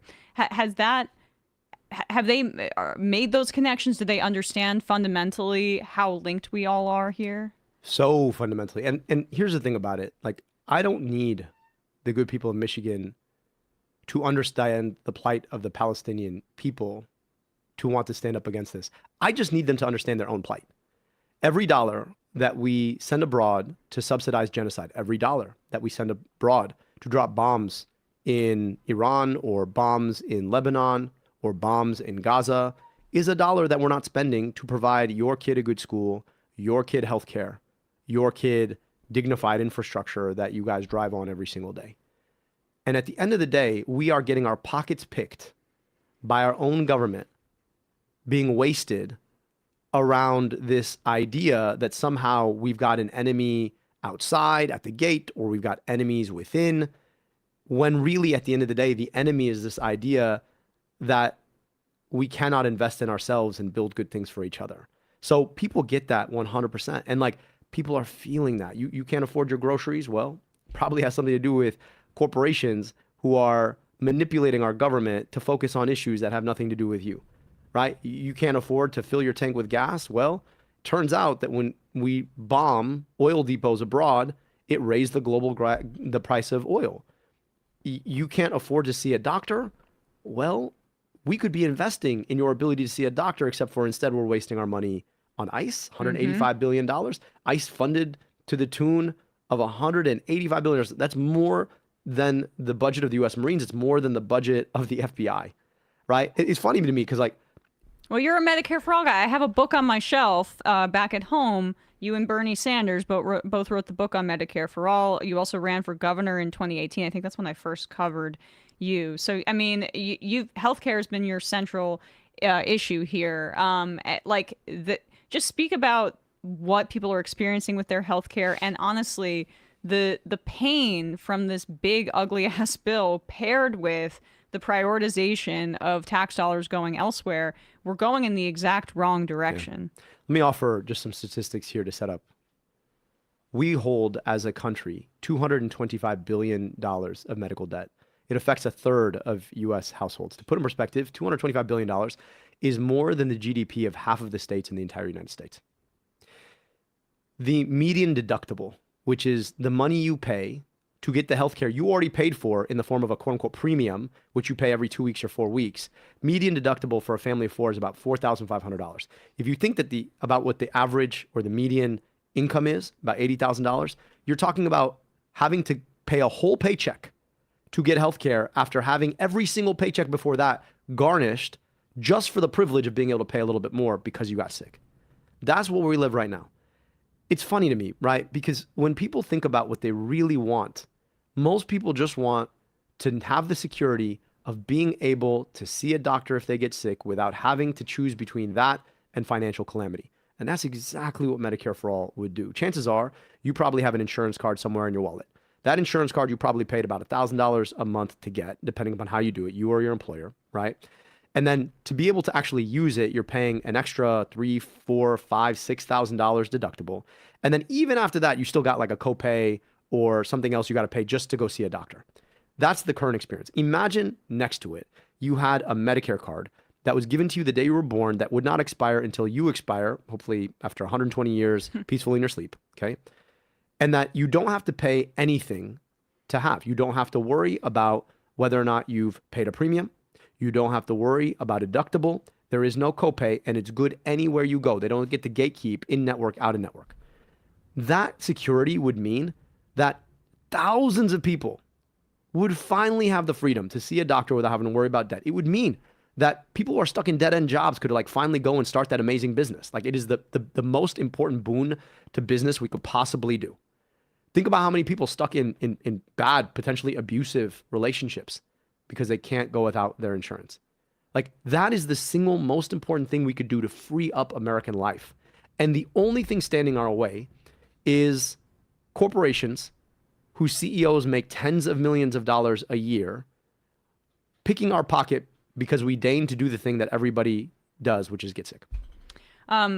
Mexico the other day announced that they are, oh, there we go, great minds, Matt. Here it is, Mexico's socialist president to roll out universal healthcare. Some socialists may disagree with Scheinbaum being described as a socialist, right? I'll take it. All right, we'll take it. But like, look at what's possible just over in Mexico. I mean, they're also investing in infrastructure as we're blowing up infrastructure in Iran, which these are war crimes. Infrastructure week. Yeah, exactly. It just shows right across the border and north of us, we're sandwiched by two countries that in a few years could have universal health care before I'm waiting for the the United Mexican, States. I'm waiting for the Mexican government to be like, hey, you need to control the border. Right, right. They're going to be like, our porous northern border is the issue. We can't have these people pouring in, stealing our universal health care. Dental migrants. To be fair, they say that about guns now. True. But I mean, like, that's a real thing. No, that's real. That's a real totally thing. I want to ask you, since we're on the topic of healthcare, Sam isn't here today, but there was a clip of Mallory McMorrow, one of your opponents, besmirching the idea of Medicare for all because Trump could be in charge of it. And this was a clip that made Sam particularly upset because when you make that kind of argument, you are undercutting the idea of really like any social program. Yeah. I'm wondering if you could reflect on her candidacy because and your opponent here, because it seems like Haley Stevens, everyone knows she's the AIPAC lady. That's how she really kind of got going in the race. But that's so toxic that now it seems like there are other establishment Democrats turning to McMorrow, and she went after Hassan, and that's really like. It was a stand-in for you, it felt like. Too cowardly to go after you. Let's go after the Muslim guy that you're doing rallies with. And I wonder if they're panicking and what your assessment is of that pivot from McMorrow, where things had been kind of more of a détente between you guys. But with Stevens being so toxic with AIPAC, I'd imagine she's like, how do I carve out a lane in between these two candidates? Yeah, I've got nothing against either of my opponents personally. Yeah. We ran together in 2018. I try to be cordial with everybody, right? I want to speak to the question you asked specifically, because if we argue that we cannot build high quality social programs because they might be run by Republicans, that is a great argument not to build anything. Mm-hmm. So we might as well not have built Medicare or Social Security because maybe they might be run by Republicans. And it is a wild argument to make if you're serious about governing as a Democrat in the year of our Lord 2026. But ask yourself why someone would make that kind of argument. It's because at the end of the day, you see politics as a game that is about trying to find a lane that fits in where you can borrow voters here and borrow voters there. And at the end of the day, I just don't see politics that way. Yes, I want to win an election. I want to win an election because I have ideals and ideas that animate those ideals into governing. So what's the point of winning if you cannot use the seat to advance goals that you want to use the seat to advance? So I can't understand it because it's just not how I do politics. I got yelled at by a nice lady at church because I keep saying the same thing. She's like, baby, you're running again 8 years on. You haven't said anything new. I was like, ma'am, I thought consistency was a good thing. She's like, it is, but like, you're just saying the same thing. I was like, okay, look, when we solve those problems, I'll start talking about new problems. Yeah. But it turns out that those problems have just metastasized into new areas. So there are new problems. AI and the huge footprint it's going to have on our lives is a new problem, but it's a manifestation of a very old set of problems. Big corporations use their power to influence our politics so they become ungovernable, and then they have their way and they pick our pocket. It's just one more manifestation of the same old problem. So I can't understand. I think all of us struggle with that, because for us, what is the point of politics if it's not to make other people's lives better and you don't have a preset set of ideals. But if you come to your politics and you say, this is just a game where I can pick here and I'll move here and I'll move here to try and find an electorate that'll pick me, it should tell you a lot about the ways that somebody thinks about governing in the first place. It's also why Democrats are losing. Like, it's interesting to be here in New York City and see how Zohran Mamdani's message discipline was so effective, and then have the National Party talk about affordability, but they don't say what they would do to advance an affordability agenda. So there's like a recognition that there needs to be some sort of national brand for the party or messaging consistency. And then in the same breath, they say that like any candidate can stand for anything in this race. You can have this person standing for this and this person being almost like a dire Republican. It's you can't stand for everything unless you are willing to extend your human rights to Palestinians. Right. That you cannot stand for. That you cannot stand for. That's exactly right. People, I think, are starved for moral leadership that has the clarity that you're speaking about here. And like, I wish that nationally the Democrats could understand that abdicating that responsibility of advocating for people with your full chest, that you can't manipulate everybody into being drawn away from sincerity. Yeah. And we have reached the limit, I think, of Democrats being able to kind of do a dance without addressing these fundamental issues. And the clock is ticking, though, because a lack of credibility for the opposition party under a fascist administration is a real problem. You're entirely right. We are reaching the end game of corporate politics. Because at the end of the day, if you cannot identify the problem because you're being bought and paid for by the people who created the problem, what do you even say? We tried to lean away from the foundational structural issues that people face around affordability, around housing, around healthcare, and start talking only about identity, and that failed. And then now everyone's talking about affordability as one key word, but not actually talking about what you do to solve the affordability crisis, because it sits on the back end of the very same corporations who are colluding to raise your prices and drop your wages. So you can't continue to take money from corporations and advocate for anything, because the corporations have created the problems that people are suffering from. So the only way forward is to move past the corporate politics. And look, we're seeing politicians do that. My opponent, Senator McMorrow, has taken corporate money in every race she's ever run, in every race she's ever won. And now all of a sudden doesn't take corporate money. Good on you. That is good evolution. We'll give you credit for that. But at some point, I wonder whether or not your critique is honest if you played that corporate game in the past. And I have to ask what your priors are and why you are even fighting if at the end of the day you were so willing to take money and become a part of the system that made so many people's lives so much harder. So well said. Just want to read some IMs from people writing in, very excited about your candidacy, and we'll let you go. June Oliver says, someone tell Abdul his beard is beautiful. Thanks, June. Appreciate you. You're like N of one here, but thank you. Midwest Brewer, going to see Abdul in Benton Harbor, Michigan next week, and hopefully get him into my brewery at some point to talk to the locals. So there you go. Ginger A. Squatch also live in Michigan, and he has my vote. So we've got a lot of folks that are very excited here. Galactic Nurse Bugs. I love Abdul so much as a medical professional. A huge part of our job is to educate and simplify complex conditions in a way that people can understand them and make meaningful change in their lives. Seeing him move to this political sphere warms my heart. It illustrates why I got a bachelor's in nursing and a master's in diplomacy. They go hand in hand. So lots of really positive stuff about here. One more voter from Canton here. Can't wait to vote for Abdul, Midwest Ranch says. So Canton in the house. I love it. There you go. Some Michigan fans. Abdul, where can people support your candidacy? What's the best way for them to do so? Go ahead. We're building a movement, a national movement. So I hope folks who want to be a part of that will go to abdulforsenate.com, follow us on social, share our stuff. Sign up to volunteer. We are already phone banking. We need your help. You can phone bank from anywhere. And then I don't take corporate money. I'm the only one who never has and never will.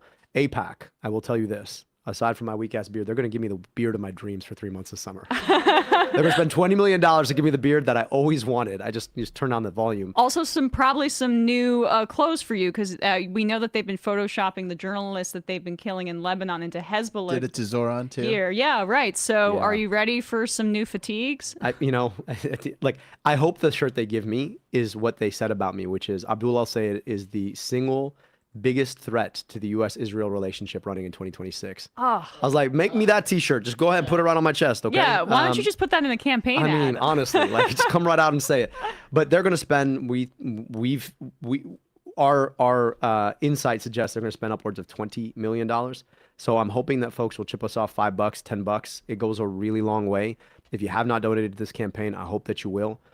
We've got an opportunity to change the face of American politics, and I just want folks to understand something.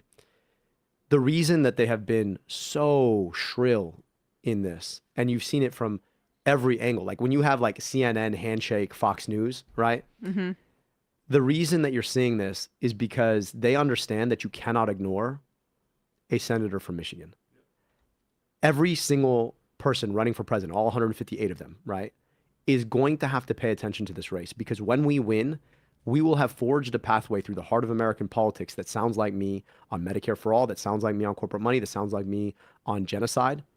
And they're all going to see an alternative path to the one that AIPAC wants them to see. And AIPAC will do everything it can to shut that path down. So every dollar that you give to this race is a dollar that you are giving to paving that pathway in the form of American politics. And if it's not clear, I don't shut the fuck up, right? So I don't back down to anyone.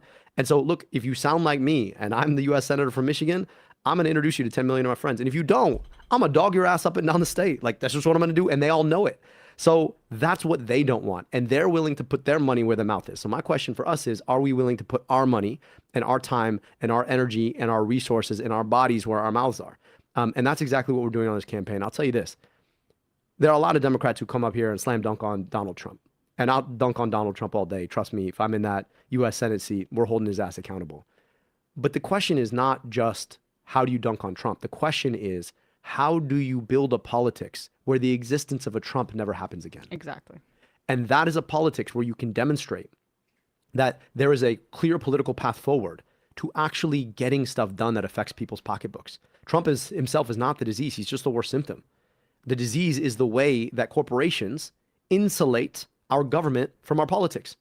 Why? Their money. They always get what they want regardless of where we go.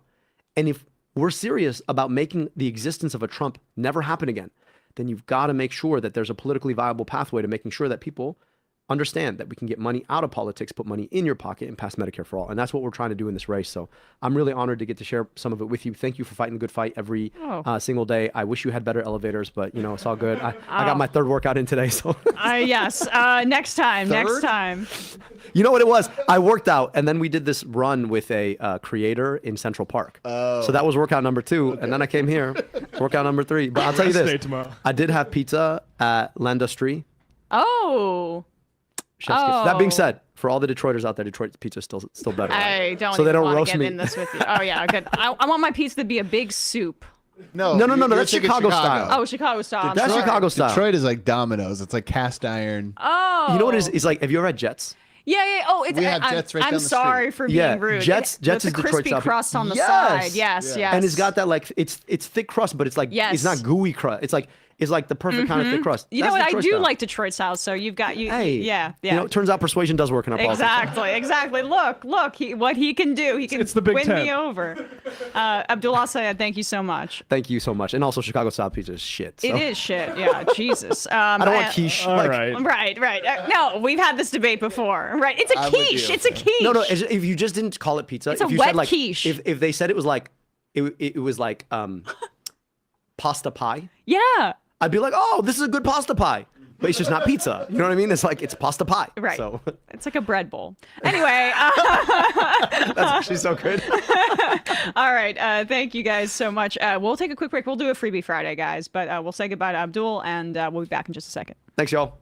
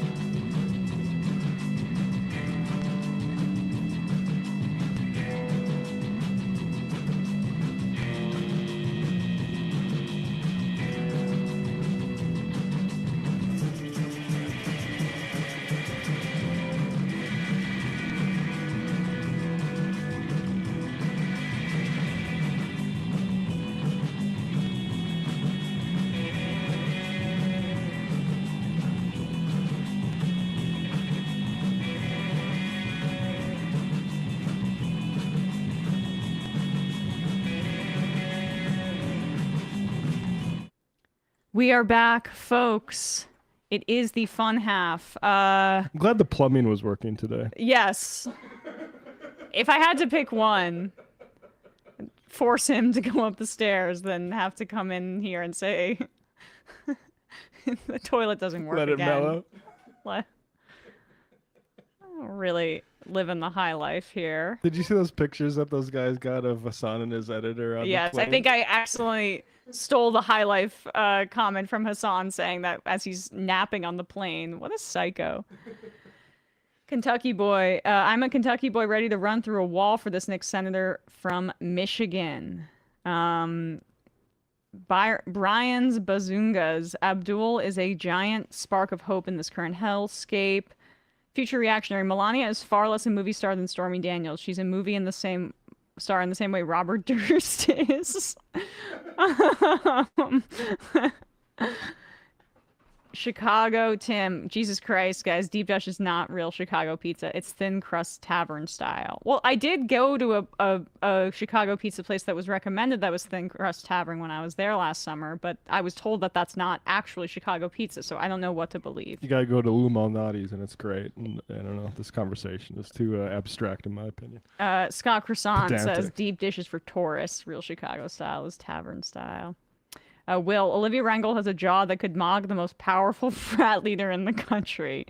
That's because she bashes her head with hammers all the time. That would make sense, actually.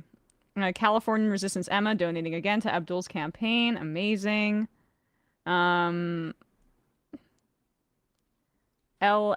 in Philly. Yes, I was duped into thinking this fascism could never happen here, but as soon as most of World War II vets were gone past, all of a sudden America has no memory. But tell me, how do we keep this from happening again? We owe it to all the children now and in the future. We have to tax the rich in an incredibly severe way, diminish their power. It's political economic. It's about capitalism. Yeah. It's the same thing that happened at the last time. Capitalism started failing. The reason the Nazis called themselves National Socialists is because capitalism was entirely discredited by the Great Depression, because it turns out leaving all of the political economy up to people that are just trying to make more money isn't the most wise thing, and it's a lesson we're going to have to learn, and hopefully we don't have a Dust Bowl in the Great Depression and a couple world wars that force us to come to terms with it like happened last century. Let's do 13. While we're highlighting some really good candidates like Abdul al-Sayed, like Graham Plattner in the Senate, who are speaking about Israel's genocide and like where we go from here in a way that is so refreshing, because it remains my frustration that even when we're talking about cutting arms to Israel or supporting Block the Bombs, we're still not reckoning with the underlying questions about Israel as an ethno-state and our support of it going forward.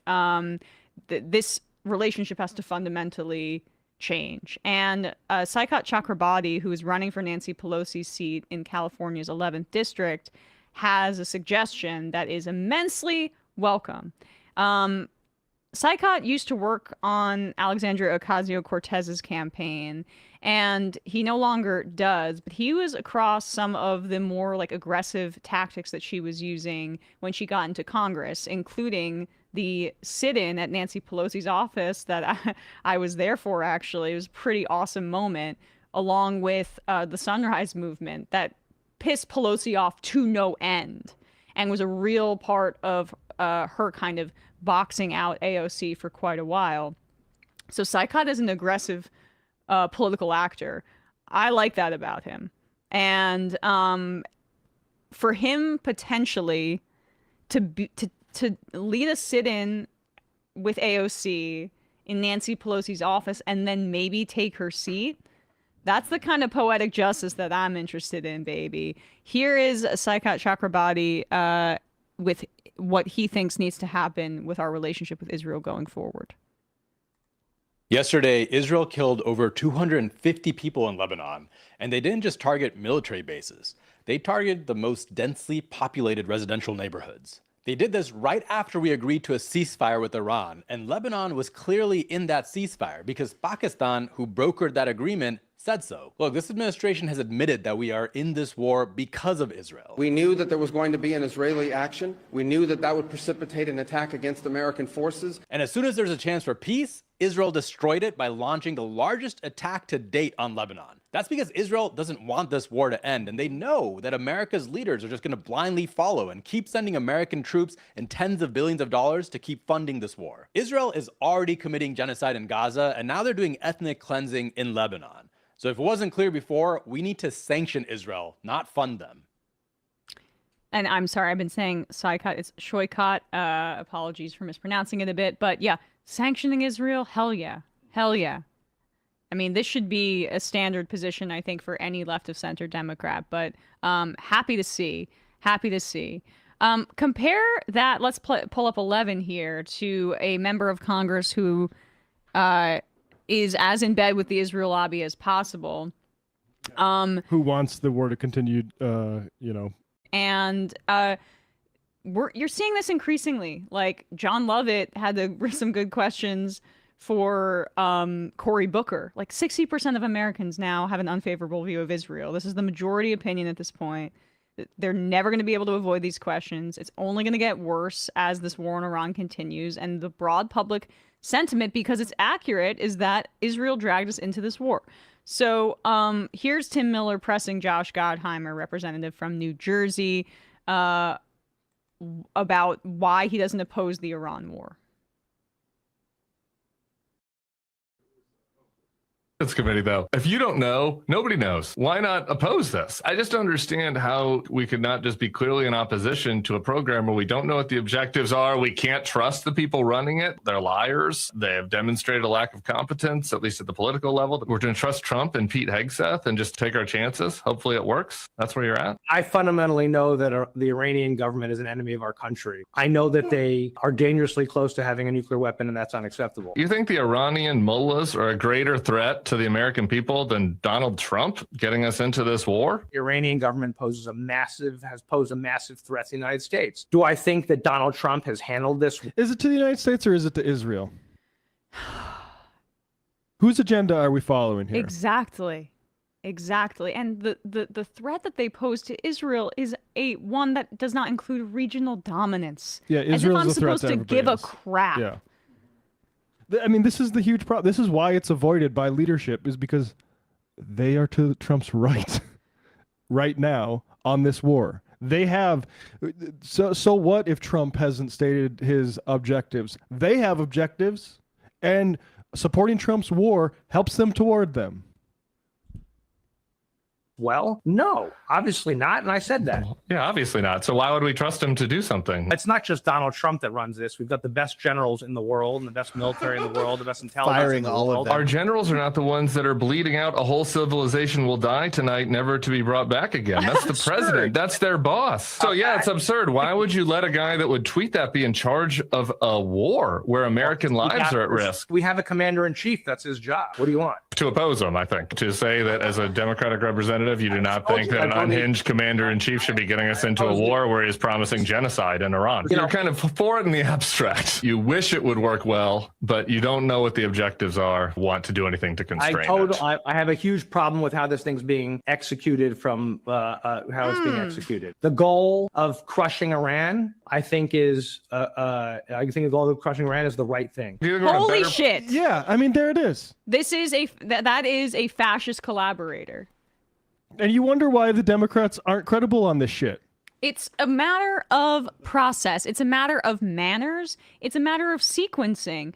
Don't you think that should be the thing that's motivating voters to go out, is Trump's level of competence in waging a war that everybody hates? We have to be open to the idea that these folks, I mean, actually the reality, not the idea. The reality that people like this weren't as upset by Trump winning the election as we were. Because they see it as opportunity. Because not only do they get the war with Iran that they want, they don't have to take responsibility for it. Yes. They can fudge around like this, saying, I have issues with the tweet. It's the issue with, we're destroying Iran with our military, and you support that. That's the issue. This is kind of satisfying. I want to go a little bit longer. place now than we were 6 weeks ago, economically, geopolitically, from a safety standpoint? Do you think we're in a better or worse place than we were 6 weeks ago? I think if we've diminished their military, I think we're stronger. Oh my God. Really? I mean, we've lost billions of dollars of military materiel. Our economic situation is worse. Our relationship with our allies is worse. If they had 10,000 ballistic missiles, just I'm picking a number yesterday, What? and they have 2,000 today, that's Oh my God. Pause it. Okay, so I did not see that. So I pointed this out earlier this week because there was a CNN article where it's headline that American intelligence says that 50% of Iran's missile program remains intact. He just cites a 20% figure, which was a lot closer to the Israeli assessment that was in the later body of that same article. They are constantly downplaying. Is that what he said? Can I just hear that again? I'm sorry. I want to make sure I heard it correctly. He's saying as long as they're firing off their missiles and can't replenish But I'm them, just it's good. trying to. I'm actually trying to assess if he's repeating the Israeli military intelligence assessment over our own. Well, yeah. We're stronger. Oh, come on. Really? I mean, we've lost billions of dollars of military materiel. Our economic situation is worse. Our relationship with our allies is worse. If they had 10,000 ballistic missiles, just I'm picking a number yesterday, What? and they have 2,000 today, Yeah. that's What were they gonna shoot 8,000 of them at Florida or New Jersey? Like, what was the risk of we that? know their to us? missiles are longer range than we expected. They could shoot them at our allies in Europe. They could threaten us. Our Threaten allies in ours. Europe aren't on board with this. They're now hostile. You've expressed some concern with people That's insane. scapegoating Israel. Okay. All right. So, The idea Iran would just send a missile at Rome out of the blue because they all of a sudden have the capacity is so ludicrous. What is incentivizing this is our support for Israeli conquest and dominance in the region. right. It's just here. I'm trying to find this here just to confirm. Yes. So CNN earlier this week, the U.S. military, U.S. intelligence found that roughly half of Iran's missile launchers are still intact. And then Israel said that actually it's 20 to 25%. So regardless of if I'm nailing him Of down course on that he's taken specific point, Israeli but intelligence. that's exactly what he's repeating there. He's not even actually representing the interests of the United States whatsoever, and it of course makes sense that he's one of the top recipients of AIPAC in the House. His concern is Israel's. Yeah. This idea that they could do our allies. Which ally do you mean? You mean Israel. Iran isn't just going to send a missile at Athens. And the reason that they have would want to send a missile at Israel is because Israel started a war on them. Yeah. And this idea that the stronger position, Iran was never exerting control over the Persian Gulf before this in the way they are now. And what is the solution to that? Gottheimer thinks that it's the military still. We have to continue this fight for no diplomacy, no off-ramp. It's in fact better for Gottheimer to threaten Bridgen power plant day. That's what they think, war crimes. Because you know what? That's how Israel solves things too, is fucking war crimes. Bob Villain, Tim Miller sounds like a raging lefty in 2026. Randy Parson, Gottheimer's a Democrat. Yep. It's ludicrous. Zionists cannot have this role in a party that supposes to be left of center. And you can't be agnostic on that. There's no big tent here. You can't have a big tent with people who are anti-racist and people who are racists. They're racists. Rob from Denim, we all know the best pizza style is South Shore Bar pizza. Okay, don't know what that means. Ad hominem, Sam isn't on vacation. Emma and Matt have him in a Buffalo Bill style hole periodically, lowering loathing and apples to him. Don't be fooled, sheep. Rub the CBD on the skin. Noah from Tampa, why you gotta make me hate you, Abdul? I'm assuming that's about Chicago deep style. Deep dish. Squeaky Wheel agrees the attacks against Hassan are a twofer of attacking the left and Islamophobia. A little ironic with Hassan, who said repeatedly that he doesn't believe in God, but they will still claim he's Dr. Jihad. Islam's not a religion to those people. Yes, it's a fear that they can't place. Right.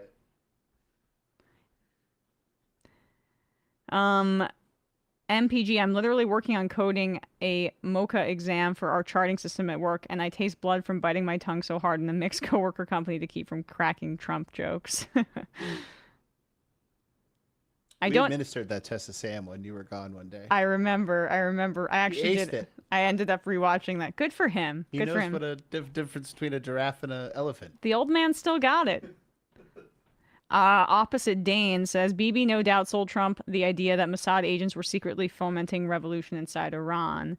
This is the reason Trump was expecting something revolutionarily wonderful might happen. Yeah, he's extremely stupid.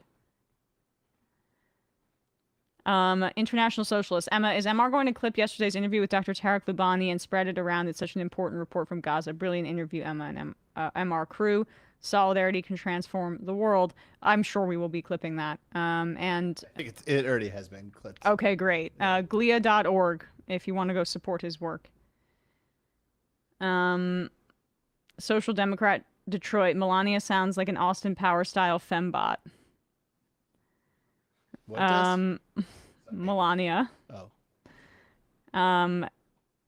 Not Sam. Seder. Someone said, what if they kidnap Vance as a bargaining chip? The real threat would be to send him back. Grabbing by the Putin. Epstein is advertised to have had heavy connections with Mossad. Could it not be entirely possible that Epstein fed blackmail materials to Israel on Trump? Hence all this. Same could be said for Putin in Ukraine, which has been theorized. It's possible. It's possible. I just say it's crazy that we know that Israel was playing a role in the Monica Lewinsky scandal, and we just sort of never really reacted to it. Mm-hmm. Like, and Bill Clinton's still, going around talking about Judea and Samaria in needed primaries. Hillary too. Any like Dem blue MAGA folks want to like question like, hey, why are we going to bat for people who are so clearly corrupt, and maybe for that reason? What should we do here? I'm sure Bill was great at like, the whole peace process thing. That was very sincere. All right, you want to do this 19 thing, Matt? Let me go to the bathroom first. Okay, all right. Matt might sit in Sam's chair for a Tim Pool clip. Tom Lofink, Emma, regarding when you said you don't have a fancy rider when you're on NBC or CNN, what's the point of subjecting yourself to whatever that panel was supposed to be if you're not going to launch a bagel at a grossly underpaid intern? Well, sometimes I will request a straw to not mess up my lipstick. That's my diva request. So I'll say, could I have this water? But do you have a straw? That's when I go really nuts. I do it for free. They don't pay me. The hope is potentially I get paid in the future, maybe, but Are you in like a makeup chair next to Scott Jennings? I was once across from him in a makeup chair. Not like, awesome. Yeah, I mean, the makeup room is huge there. CNN's facilities are very beautiful. And, like I haven't been to the MS Now studios now because they've moved, but even more than like 30 Rock at MSNBC, CNN is has a lot like of it's bright lights and stuff like that. But yes, I've been in same room as Scott Jennings getting our makeup done and stuff like that before. But yes, I do it for free in the hope that eventually I'll get paid.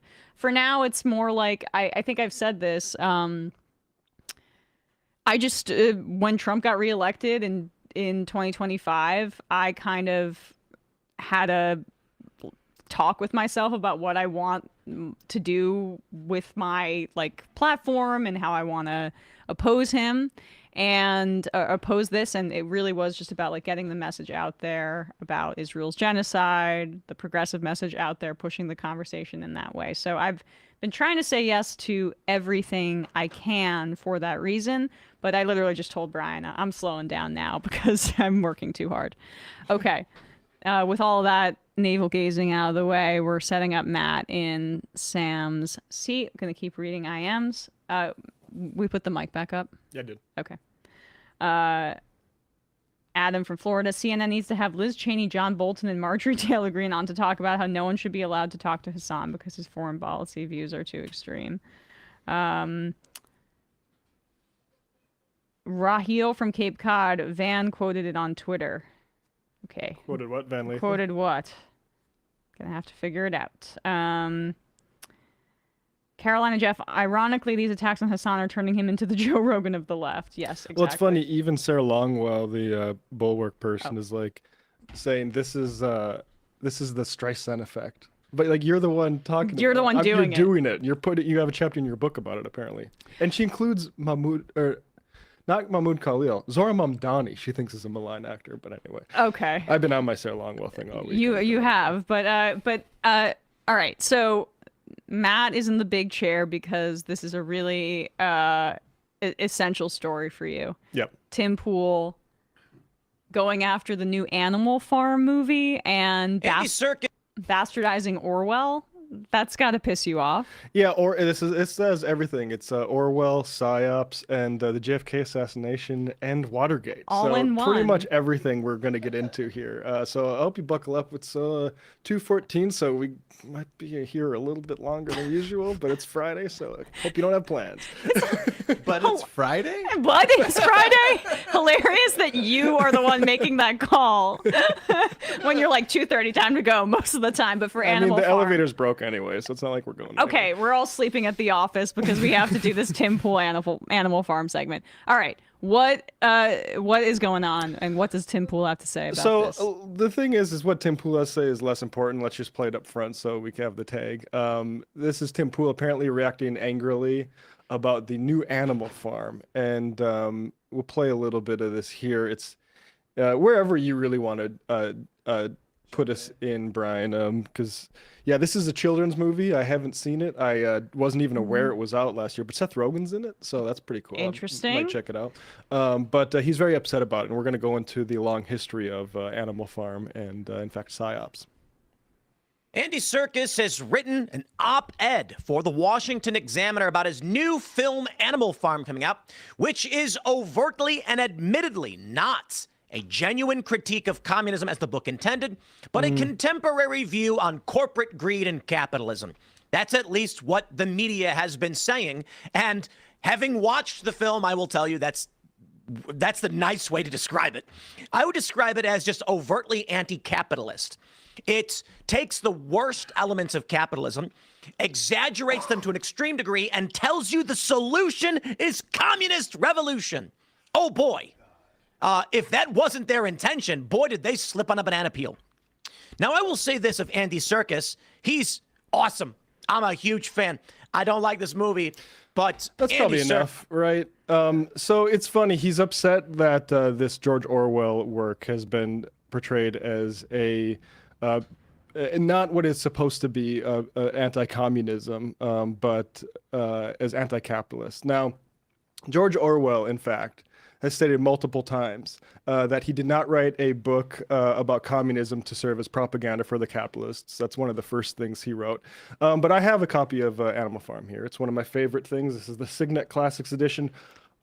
Millions of school kids have been given this to read about it's allegory about the Soviet Revolution. There's a piece in it from the intro here, if you could put this up, Brian, where it quotes Orwell from an essay, Why I Write, which was written in 1946, and where he says, every line of serious work that I've written since 1936 has been written directly or indirectly against totalitarianism, ... Animal Farm was the first book in which I tried with full consciousness. Now, that ... is interesting because what is omitted there, and you can put that up just for 1 second because I want to make a point about how much space is left on the page there. What they take out in that ... is and for democratic socialism, as I understand it. Yeah. You could have included that, but you don't want to put that in a book that you're going to give to the school children of America, because literally this and the movie that came out in the 50s was American propaganda, specifically Operation Mockingbird, which was basically E. Howard Hunt, who we'll get into his bio a little bit after a while, but Spear led this project to basically take all of the lessons from Animal Farm, which are indeed anti-capitalist as they are anti-Stalinist. George Orwell wasn't anti-Stalinist. He was to Stalin's left. He went and served in the Spanish Civil War, and he was upset that Stalin told them to stop doing revolution and have a I'm blanking on the term. What we're supposed to have with centrists.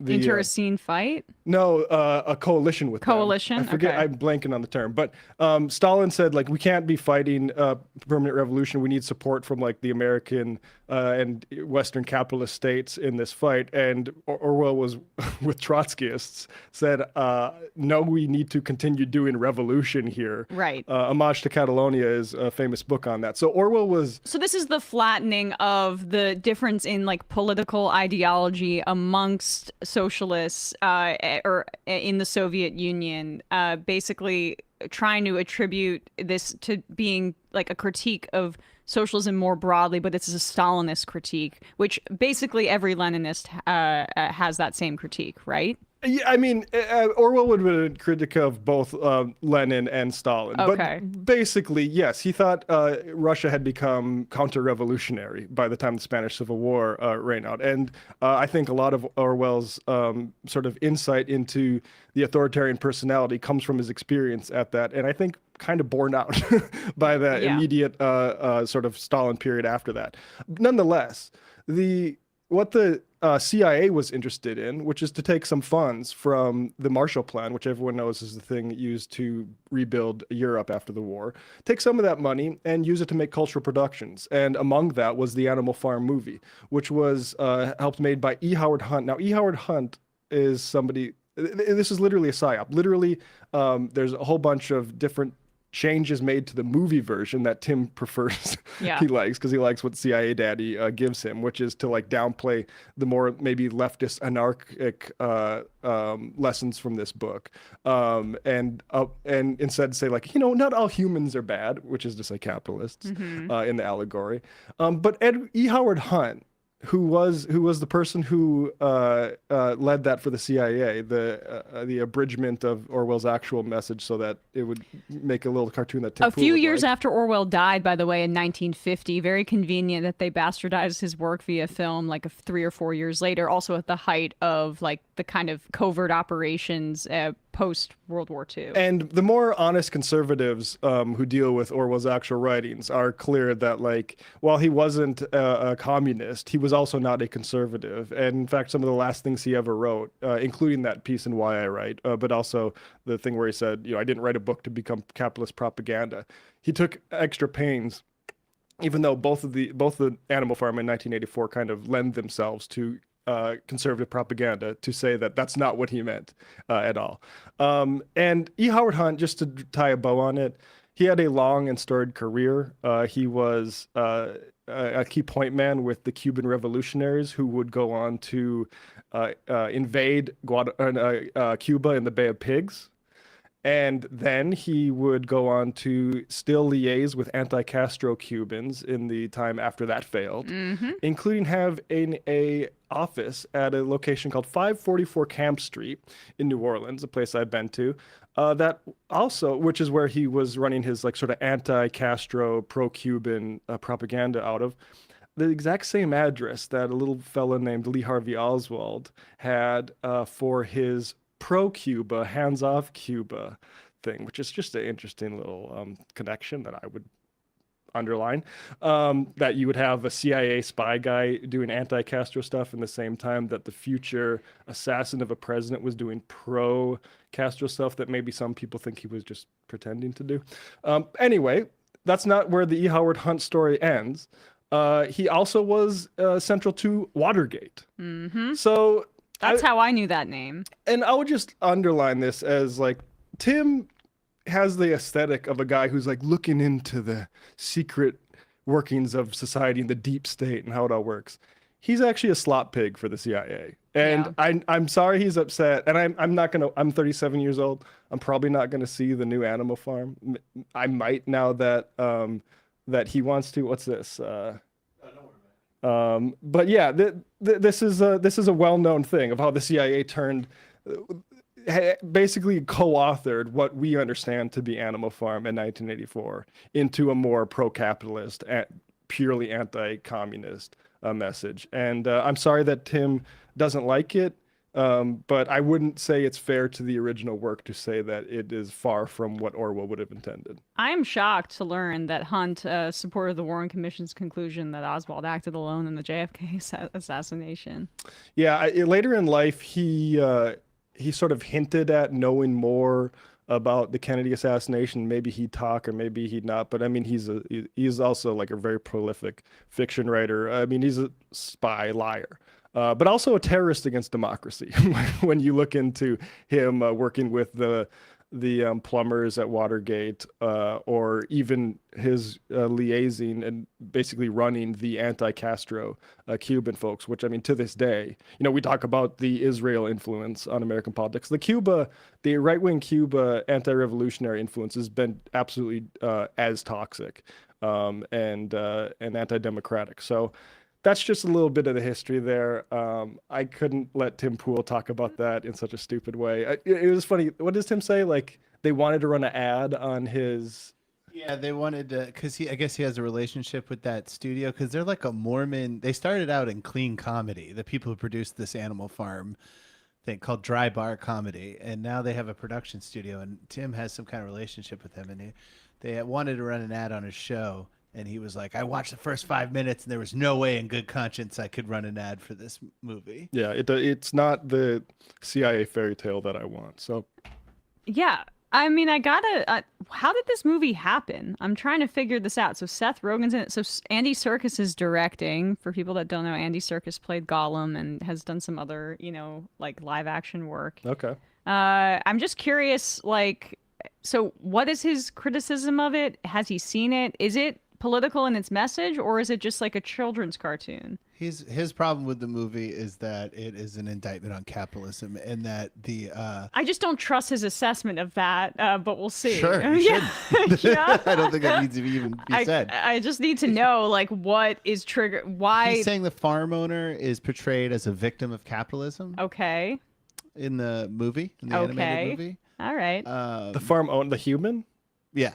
The human. Interesting. Okay. Well, I'm looking at a poster of it, and it looks definitely like it's for children, which is exactly the kind of movie that Tim seems to really like. I mean, superheroes and kids movies. If we were extremely cynical and creepy, that would be part of our growth strategy too, is to talk about children's entertainment as if it was serious, because you get a bunch of young impressionable kids who parents are letting the phone babysit them. To give you clicks. We tend to talk more to adults than that, and to our detriment. Well, Matt, any other Animal Farm tidbits that you want to throw in here now that you are in the big chair? I think that should just about do it there. But yeah, that's I appreciate you letting me sit in this chair and talk about my little Orwell stuff. So. What if I said no? I would have overruled. Okay, I do the switching. I like how you act like I have any authority here whatsoever. Like a true leftist workplace, we disperse authority, I think, pretty well. Yeah. You can cut back to Eminem. Yeah, right. Okay, there I am. Hello. Let's read some IMs, folks. The fog of excursions. Was it Tim Pool who said he got Trojan horsed? I think it just means he's a bottom. Oh, sorry. Let me just add how the movie was changed from the Orwell thing to the CIA version.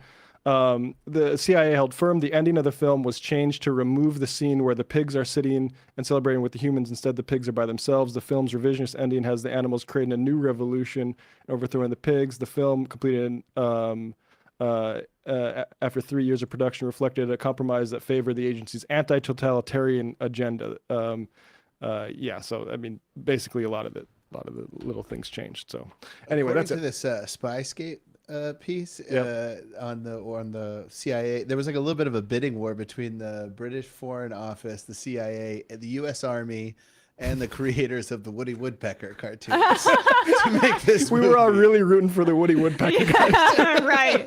Something tells me they didn't have as much cash flow. Yeah, as they just print it. Yeah, and there was an undercover CIA agent working at Paramount Studios with a writer who flew out to visit Orwell's widow right after he died to acquire the rights. Wow. She really did him pretty dirty there, that widow, but maybe there was a fat check. Look, Orwell married a much younger woman that could basically control his rights for decades after he passed. And so that's on him. I don't think he can complain too much. That's what she was picked That was for, the trade-off. Hot lady who's bastardizes one of my texts to the CIA. So, Ernie Burns. Let's talk about when Orwell got rid of high heels on the green M&M.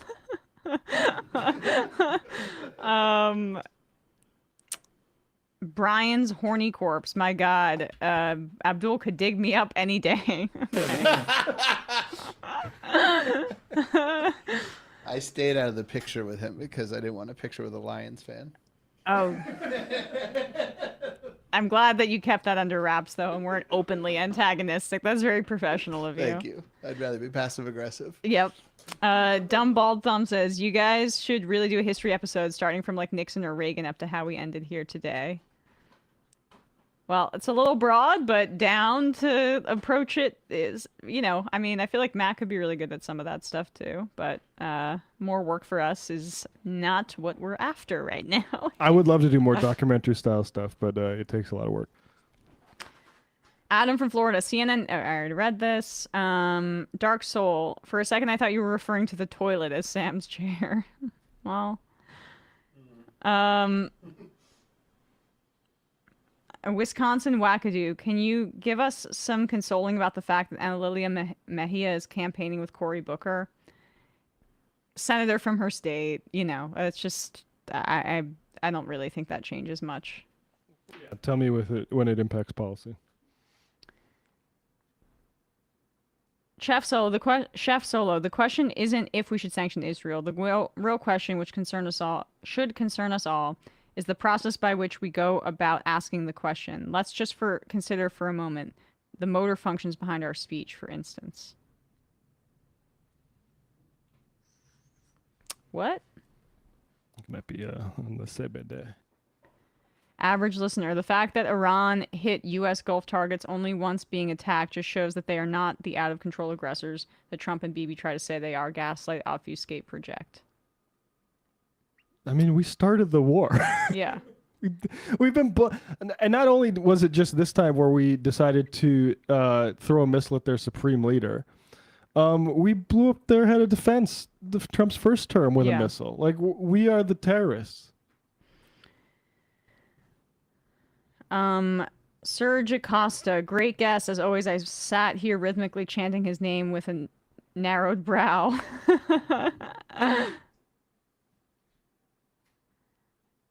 Evan from Maine. I'm from Maine, and I look forward to Plattner and El Sayed alliance. We will do so much condemning. Knock on wood. Matt Suited. What a great interview. Something I think needs to be discussed more about why El Sayed and Dami have such exciting campaigns is their relentless positivity and sense of humor. So many Democrats, whether corporate or progressive, use such bleak and depressing framing that it can be paralyzing. Today's interview showed that you can have sober analysis of the world and still find humor and joy, since ultimately the point of our political movement is to bring happiness to as many people as possible. Thank you to MR for doing that every day. Very sweet. I mean, it's also just like about acting like a human being. And I think it's like, brotherhood in the gender neutral sense. Yeah. I think that's really what socialism is about. And that's why this, frankly, like a exclusive nationalistic approaches, which are whether like it's, Christian nationalists or Israeli nationalists, like it's incompatible with what we're trying to do. 3 more. Nick from Atlanta. I now think we need a funner half after the fun half. That's just Matt giving a passionate history lesson about Orwell. Glenn Beck ate my dad. I've been arguing with my dad about climate change, and I'm convinced boomers are just the worst in society. Not all. My mom's a boomer, and she's as left as I am. I mean, it's a generation that, was disproportionately benefited, has a disproportionate amount of the wealth, and they're trying to hold on to it. Probably the worst media environment too. I mean, the only hope is to get them off of Fox News or whatever they're on. And the final IM of the week. Saturn Girl. E. Howard Hunt. Damn, Matt's going deep on the JFK CIA, George H.W. Bush lore. Next, you're going to mention George DeMorenchild. When E. Howard Hunt was in jail for the Watergate burglary, he threatened to spill the whole Bay of Pigs thing, which was code for the JFK assassination. Hunt's son... That's certainly what Nixon's aide Haldeman thought. Yep. Hunt's son, St. John Hunt, hinted that his dad told him he was the primary Kennedy assassin and that Allen Dulles issued the order. Aren't these the same Hunts that own the Kansas City Chiefs as well? Oh, I don't know about that. I believe don't know so. that. I believe so. Can I just, before we go, I just want to make sure that, am I wrong about that? I've never heard that before. He's like a East Coast WASP guy, I thought. No, he was a Texas oil guy, the Hunts. I think those are different Hunts. Okay, Lamar Hunt. I'm sorry then. E. Howard Hunt's from New York. All right, well then I was wrong about that. I did just like think that there was some relationship with the Hunts and I don't know, forget it. But I was wrong about that. Oh well. That's not how I want to end. One more. But I will say, if you're looking at like who actually killed JFK in this conspiracy theory land, E. Howard Hunt is definitely central to it. I mean, he was familiar with all the anti-Castro Cubans who really wanted JFK dead after the Bay of Pigs. And David Atlee Phillips is another guy that he was close with that was liaising with them, who's also brought up a bunch in the literature. The final IM of the day. We don't have a shofar, but I will symbolic shofar. Pandemic anxiety. Can I get a birthday memorial shofar for Rachel Corrie? This IM will serve. Yeah. I met her at an ISM International Solidarity Movement meeting. She was impressive. She would go on to do work in Israel under using her privilege to draw attention and protect Palestinian peace activists. In March 2003, she was with her colleagues protesting the demolition of houses in Gaza, using their bodies to slow the demolition by a Palestinian pharmacist's house near the border with Egypt. On the 15th, an IDF soldier driving a bulldozer wouldn't stop like they had every time before. She was run over and would die of her injuries the next day. She is missed by her friends and family. She was only 23.